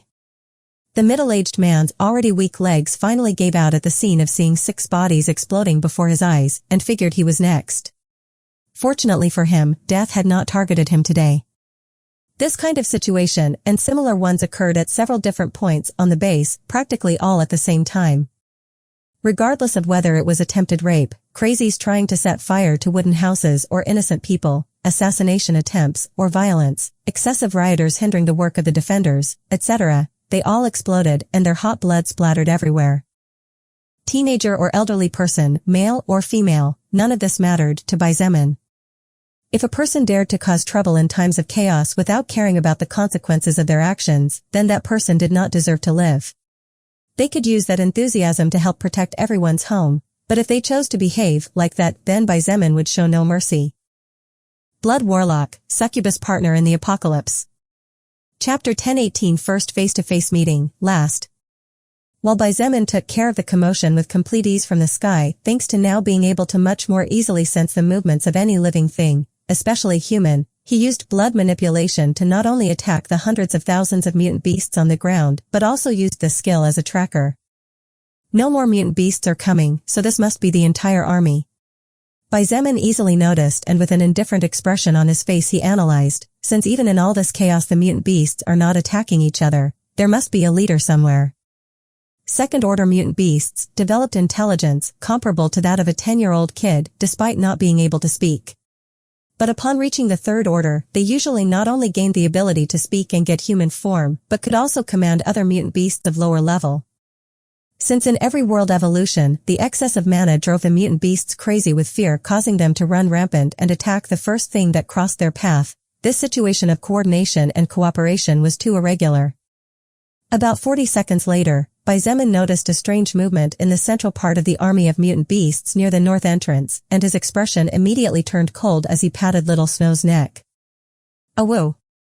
She didn't need words, as her master's murderous intent was too obvious. Bang! The air under Little Snow's feet blasted as she turned into a gust of wind, and in less than 10 seconds she carried Bai Zemin to the north gate of the base.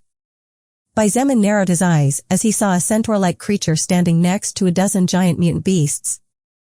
Except for the centaur, the 12 giant mutant beasts were all second order. Bai Zemin patted her neck again, and Little Snow responded in the same manner as before. The centaur was the leader of at least 80% of Inner Mongolia's mutant beasts, and was previously in alliance with the third Prince Xietain before the latter was kicked out and subsequently killed by Bai Zemin. Seeing the human charging towards him, the centaur snorted and raised his right hand. A deep green bow formed in his palm, and at the same time as he tightened his grip on the energy weapon a golden-colored arrow formed in his left hand. Bai Zemin had a cold chuckle, and in an instant annihilation of the falling sky turned into an elegant-looking golden bow. He put a fire arrow using the power of the endless blue lotus flame into the golden bow's energy string, and at the same time as the third order centaur released his attack he did the same. The two arrows reached each other in a flash, but something the beast leader did not expect happened. Boom! His solar energy arrow simply exploded when the deep blue arrow hit it, and without losing speed or power, the enemy's arrow turned into a flash and in an instant came before his needle-sized pupils. Boom! You have received the soul power of Second Order Sinister Wind Wolf level 82. You have received the soul power of Second Order Colossal Mammoth in Shining Armor level 86. You have received the soul power of Third Order Xietain level 132. As Little Snow soared back towards the sky, Xietain looked coldly over his left shoulder. On the ground, a sea of blue flames had spread and continued to spread across the battlefield. In the center of the previous explosion, a crater 900 meters in diameter and at least 200 meters deep had become a hell of blue flames. There was not even a trace of the 12 generals or their leader. The death of the beast leader meant two things. First, the mutant beasts that were obediently behaving and attacking the human base immediately went berserk, and the wild nature coursing through their veins took control over their senses. Instead of just attacking the human base, the creatures now began to kill each other, to become stronger and suppress the sense of danger that overwhelmed them so much. Second, the battle was close to culmination. In reality, with the beast leader alive or dead, the outcome was still the same. The battle was destined to end soon, as a level 132 soul evolver had no way of representing any danger to the current Xietain. 30 minutes later, all the mutant beasts had been killed. Some Second Order escaped in the midst of the confusion as they realized that their lives were in danger if they stayed any longer, while the unclassified and First Order mutant beasts could only fight to the death as their instinct screamed in their hearts. Leader. Kong Lan quickly approached Xietain with the intention of reporting that the situation was under control. However, her steps soon stopped and her expression changed. Under Xietan's confused eyes, Kong Lan looked away and said in a somewhat trembling voice, "Leader, I know. The base. The zombies, we captured almost all of them dead, alive." Kong Lan, what's wrong? He asked with a frown. Huh. I knew there was something strange, and that's why I didn't approach. Looks like I did the right thing. Xietain raised his head and saw Kai Jingyi giving him waves with her little hand in greeting. Kong Lan took a deep breath and said in a serious voice, "Leader. You evolved, didn't you? And it surely wasn't a simple order evolution." "Let's say you're right." Xietain nodded. "Of course." Kong Lan took another deep breath before exhaling as she nodded, "Somehow I feel like I want to pounce on you right now. So I better not get too close until I get used to this excessive charm surrounding you." This? Xietain was at a loss for words. Ha ha ha, it seems that even our Kong Lan is not immune to our king's male charms. Kai Jingyi laughed high up on the walls as if she found this all very amusing. She was definitely a little crazy, or maybe she just didn't care about many things after not being able to find her family and experiencing so many things in such a short time. Her personality had changed from fearful and cautious to bold, playful, and indifferent to the life or death of others. In fact, she was laughing and joking nonchalantly even though more than 60,000 survivors had been crushed to death by the increased gravitational pressure. Xietain shook his head and ignored Kai Jingyi's jokes. Instead, he asked worriedly, "Kong Lan, where is Callie?" "Callie is being protected by Nangong Lingxin in the main villa." Kong Lan still did not seem willing or able to look him in the eye. "What about Xia?" he asked quickly.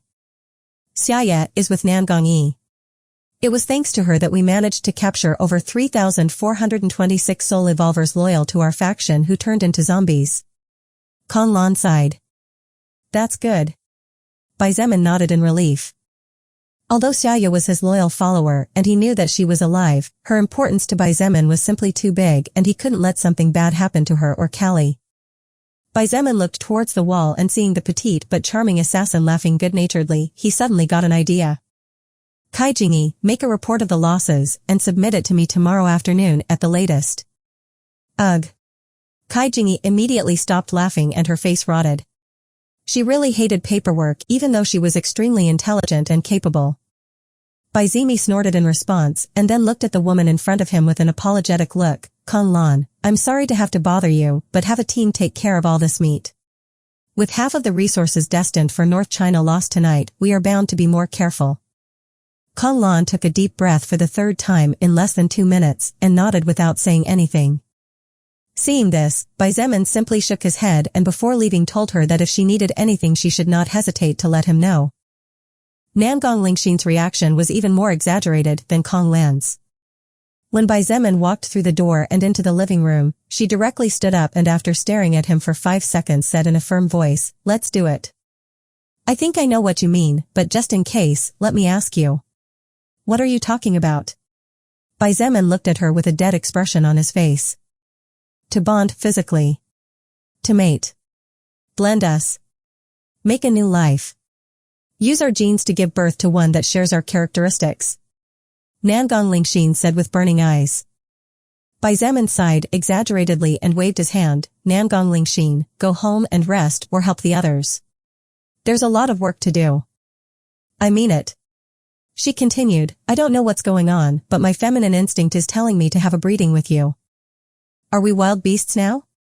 Zemin shook his head and dismissed her. Before leaving, Nangong Lingxin looked at him with the eyes of a lioness looking at the male most fit to join and give birth, making Zemin feel quite uncomfortable. This was the first time she had behaved like this, but considering Kong Lan's response when she saw him it wasn't strange at all. In fact, Zemin had no idea how fatal his charm was to women nowadays, particularly to females of his race. His natural charm was high in and of itself, but with his race evolving into high human the reproductive instincts in every female to get the best genes would certainly be triggered more easily around him. At the end of the day, humans were just another animal species. Shangguan Bingshui, Shangguan Xinyue, Wu Ijuan, and Evangeline were different as the 4 women had been together with Zemin in the collector's pocket world for 2 months and had seen him slowly recover from his extremely pitiful physical condition after fighting Tao Xi and almost dying. Zemin looked at Callie who was sitting comfortably in her wheelchair wearing a beautiful black one-piece dress and after a moment asked with a smile, "Powder, how have you been?" "It's been half a month." "Hee, you thought I was killed?" Callie put down the cup of tea she had been drinking and set the cup down on the small plate she was holding in her other hand. Under Zemin's confused eyes, she looked toward a particular spot in the room before looking all around before focusing her face on him. "Bullet, you seem to be quite popular." Zemin felt confused in his heart. Although Callie was rather cold and indifferent, it was clear that she relied on him and saw him as someone important to her. After half a month of not seeing each other, it would be normal for her to show a little more interest. But far from showing interest, her words were extremely strange. Suddenly, however, Zemin remembered how Callie turned her face around the room in a seemingly casual manner and his heart sank for a moment as he realized what she wanted to say to him. "Can you take me to my room?" Callie asked, calmly. "I'm feeling a little tired." Zemin's expression did not change and his heart remained calm as he nodded, "Let me help you with that." He took the plate and the almost completely finished cup of tea from her delicate little hands and put it down on the table. After taking it easily into his arms like a princess, Callie cooperated and stayed quiet to make his task easier. Zemin took her to her room upstairs and after laying her on the bed helped her to put on more comfortable clothes to sleep. Callie did not blush and Zemin did not have any weird thoughts. This was not the first time and certainly would not be the last time he had helped her, and although Callie occasionally teased him by calling him a lullicon she knew in her heart that if there was anyone she could trust in every way it was the man in front of her. After covering her with 2 blankets, he gently stroked her hair and walked toward the door. Before he left, Callie's voice sounded from behind. "Good job getting back safely." Zemin smiled and said softly, "Say that at first, you impertinent little brat." Before closing the door completely, he added, "Good night, Callie." Zemin walked down the long corridor to the end and without making a sound entered his designated room. Without saying a word, he sat on the edge of the bed and stayed silent for a minute or 2 before apparently speaking to the air. "How about you stop playing hide-and-seek and come out? You've been following me around for a while, haven't you?" Someone capable of hiding from him? Even Evangeline wasn't able to completely hide from Zemin after his order and race evolution. Zemin simply didn't believe that there was anyone better than her when it came to hiding. Therefore, there was only one possibility. After getting no response for a whole minute, Zemin snorted, "You higher existences really have a lot of free time, don't you? If it's nothing, then go back where you came from, there's nothing for you here." 2 or 3 seconds later, Zemin finally felt a disturbance in space, and looking to his right, he finally saw her. Blood Warlock, Succubus Partner in the Apocalypse. Chapter 10:19 Fire Sorrow's Murderous Intent. Slowly, the silhouette of an existence that at least appeared to be human began to materialize before Xietan's eyes no more than 3 or 4 meters in front of him. This female was wearing a long purple dress that practically covered her entire body, similar to a nun's habit in terms of skin coverage. The dress was obviously a magical robe, as the magical power and mana revolving around it was monstrously high. Despite the fact that the magical robe almost completely covered the female's skin, it could not hide the curvy figure that was hidden with apparent shyness underneath.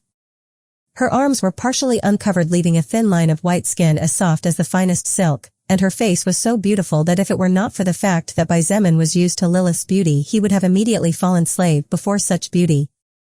This woman was without a doubt the most exotic beauty Xietain had ever seen in his life. Lips painted violet, violet hair, violet eyes. For some reason, Xietain felt somewhat strange when he focused his eyes on the eyes of the higher existence in front of him. However, he did not know how to explain that feeling in words at that moment.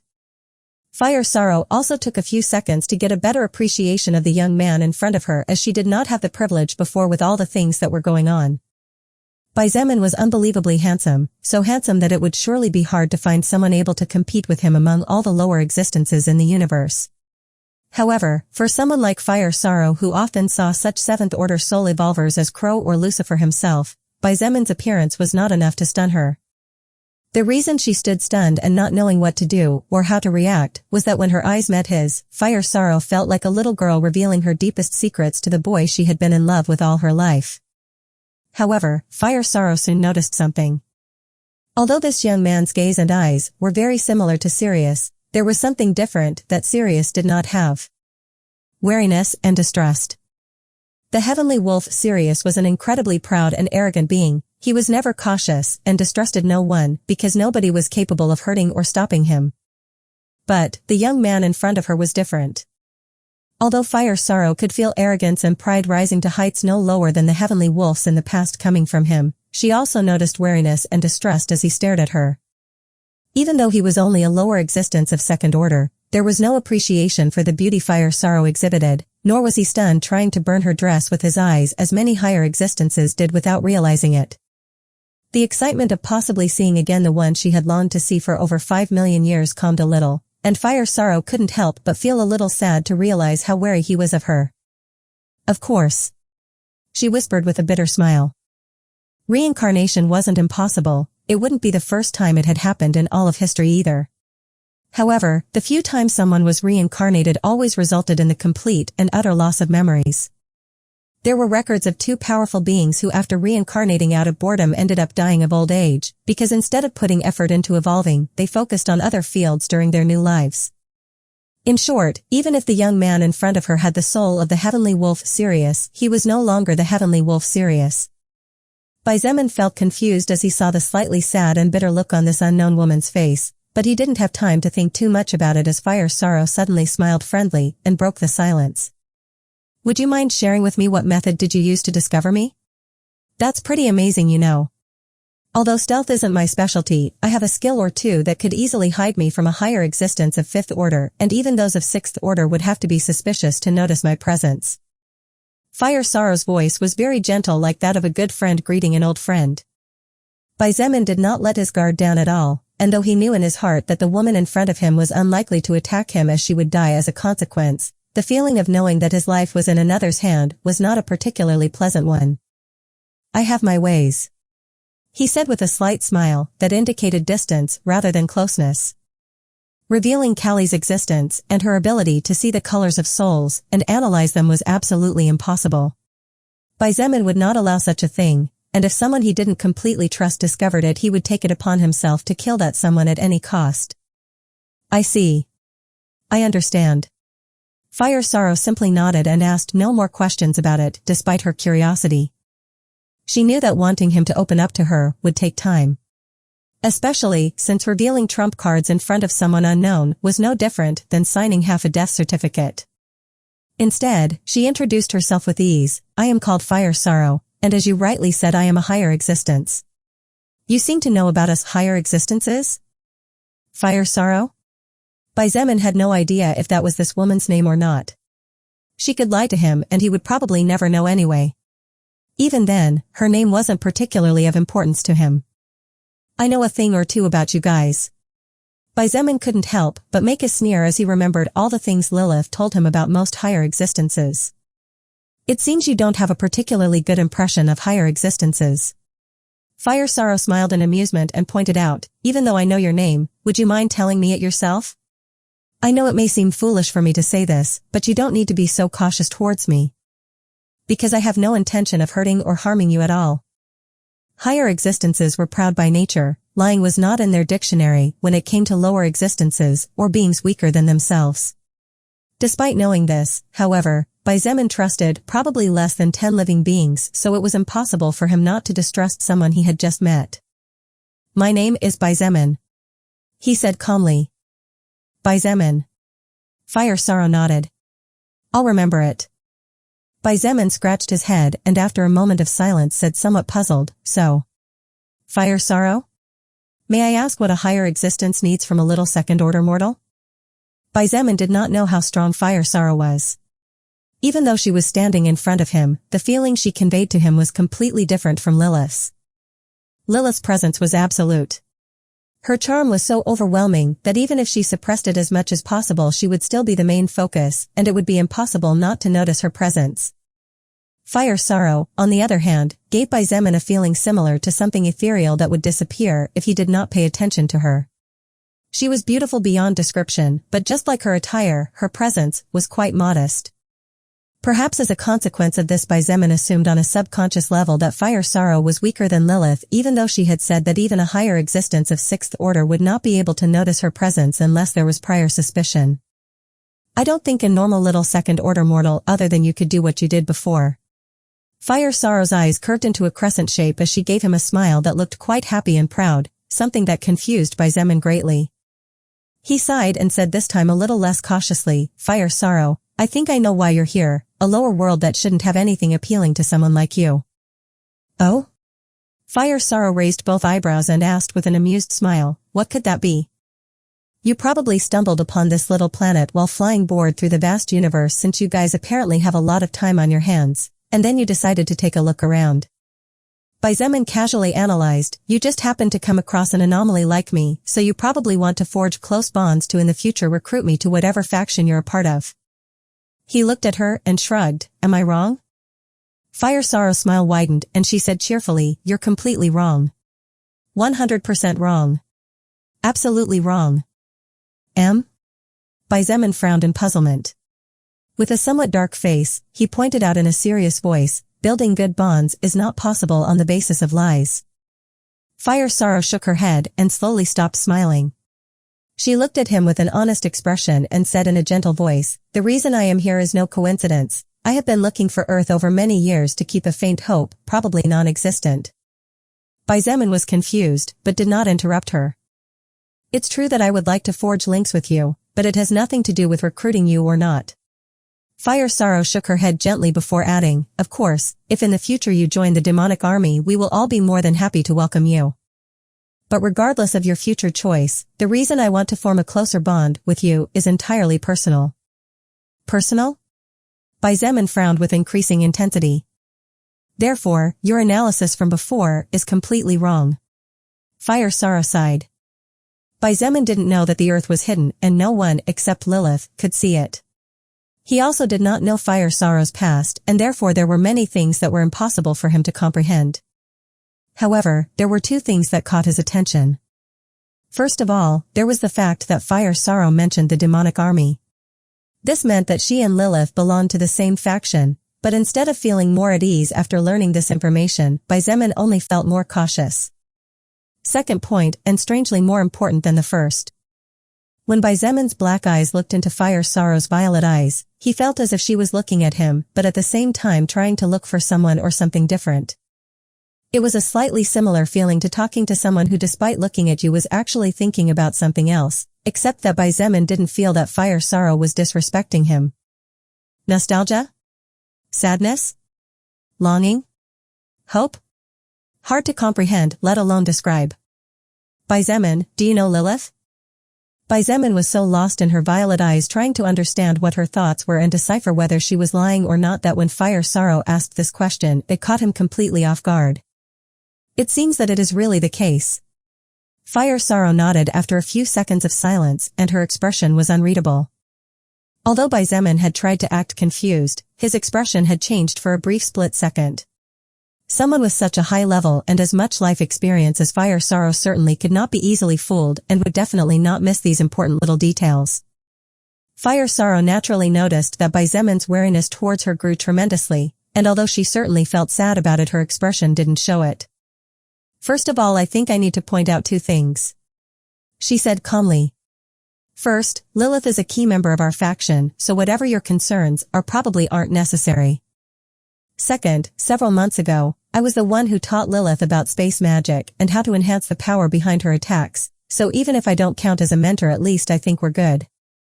Remembering that Lilith had told him something about her learning some magic from a powerful and talented mage of the demonic army, Xietain's expression relaxed a bit and now looked at Fire Sorrow with slightly less alert eyes. I see. He nodded, and after hesitating for a moment, bowed his head slightly. Thank you for tutoring Lilith. That's new, Fire Sorrow pointed out. Seeing his confusion, she added, you're lowering your head. Fire Sorrow wasn't happy with the fact that he was putting his head down for Lilith, and inadvertently ended up talking a bit too much. Excuse me? Xietain frowned. Fire Sorrow blinked as she realized her mistake and soon shook her head. It's nothing. She looked at Xietain with a serious expression, the first time she had been so serious since they met minutes ago, and said slowly, Xietain, I need to ask you a question. If you answer me honestly, I will answer whatever you want, anything no matter what it is. Lilith certainly knows a lot of things, but I've lived a lot longer than I can count, so I definitely know more than her when it comes to most things. Any questions? Xietain narrowed his eyes and his wariness suddenly raised again. Xietain doubted that he had information of value to Fire Sorrow, so the fact that she was willing to answer anything he asked certainly made him suspicious. Fire Sorrow didn't press him and simply stared at him silently waiting for his response. In the end, it turned out that Xietain didn't disappoint her. Ask. But let me warn you that, depending on your question, I may or may not answer, he said in a serious voice. Don't worry, it's not as difficult a question as you may be thinking. Fire Sorrow smiled slightly. Fire Sorrow's eyes flashed for a split second in a way that Xietain did not understand, and with great difficulty, she managed to suppress her murderous intent as she asked the question that was bothering her greatly. Blood Warlock, Succubus Partner in the Apocalypse. Chapter 10:20 Heart-to-Heart Talk. My question is actually divided into two parts, but you can consider it as one since the first is really insignificant. Fire Sorrow smiled with ease, and Xietain didn't see or notice anything strange about it, so he nodded. Go ahead. Xietain was certainly very sharp, but at the age of 21, he still had a lot to learn regardless of how many experiences he had lived through over the past time and how acute his practically beastly instincts were. Fire Sorrow was, after all, one of the oldest existences in the history of the universe. Here goes the first question. Fire Sorrow raised a finger as if to point to the number 1 and calmly asked, when did you meet Lilith? Right after I killed my first enemy and obtained my first skill. Xietain replied without much thought and with a puzzled expression on his face. Fire Sorrow nodded, and although she still needed to know how long ago was exactly that time Xietain was talking about, she focused first on what she had to do before anything else. She could figure things out later. In that case, here comes the last question. Fire Sorrow lowered her index finger along with her hand, and this time her smile became a bit duller compared to her previous bright one. What kind of relationship do you have with Lilith? Just so you know, no rule forbids us from entering into romantic relationships with lower existences, so you don't need to worry too much about what to say back. I swear on my soul and my records that Lilith will not be punished by the demonic army in case she is in a more than friendly relationship with you. Fire Sorrow already knew the answer, but she wanted to hear it from the mouth of the person in front of her regardless. Xietain knew that hesitating here would expose the truth, and while lying was a good option, the truth would come out sooner rather than later. Now I understand what the 7th evolution requirement is all about. Xietain closed his eyes and sighed. Fire Sorrow's presence had somehow helped him find an answer that, while not pleasant let alone enjoyable, at least was better than walking around naked in the middle of the dark like Xietain had been doing regarding his evolution requirements for the Third Order. Lilith is my life partner. Xietain stared into Fire Sorrow's eyes and responded honestly. So it really is you after all. Fire Sorrow closed her eyes slowly and nodded to herself. What do you mean by that? Xietain was surprised. Bloody succubus Lilith was always cold and indifferent, even more so than any higher existence. She is considered one of the two most beautiful women in the universe, despite being so young and a never-before-seen talent. Someone like her naturally has countless suitors, among them is one of the generals of the demonic army, Crow. Fire Sorrow spoke in automatic mode with her eyes still closed. However, Lilith never gave more than a sideways glance to all these males. The weird thing is that not too long ago, a year at most, she slowly changed a bit. She's still cold, but at least she no longer looks at everyone as if they were her enemies. Xietain was so immersed in Fire Sorrow's story to learn more about Lilith's past that he didn't notice how the voice of the beautiful higher existence in front of him wavered and was no longer as cheerful as when they started talking in the beginning. When Lilith appeared with an earring that had a legend-grade treasure attached, it caught His Majesty Lucifer's attention, and in a joking tone, he said if it was a gift from her lover. Fire Sorrow opened her eyes and looked at him with such a heavy amount of feelings in her eyes that Xietain felt overwhelmed. Xietain had received looks of hatred so deep that it reached to his bones, and naturally, he had received many looks of affection throughout his life. But never, no one, ever, had looked at him with such deep emotion as the woman in front of him. In fact, Fire Sorrow's eyes were so charged with emotion that Xietain could not identify what emotion she was feeling. All he knew was that it was definitely not an emotion that carried bad intentions towards him, even though there was also some negative energy and not only positive in her eyes. That was a great gift. Fire Sorrow smiled slightly and said softly, "It's amazing that despite being in the Second Order, you were able to create an artifact capable of affecting the lives of so many higher existences so greatly." Excuse me? Xietain opened his eyes wide.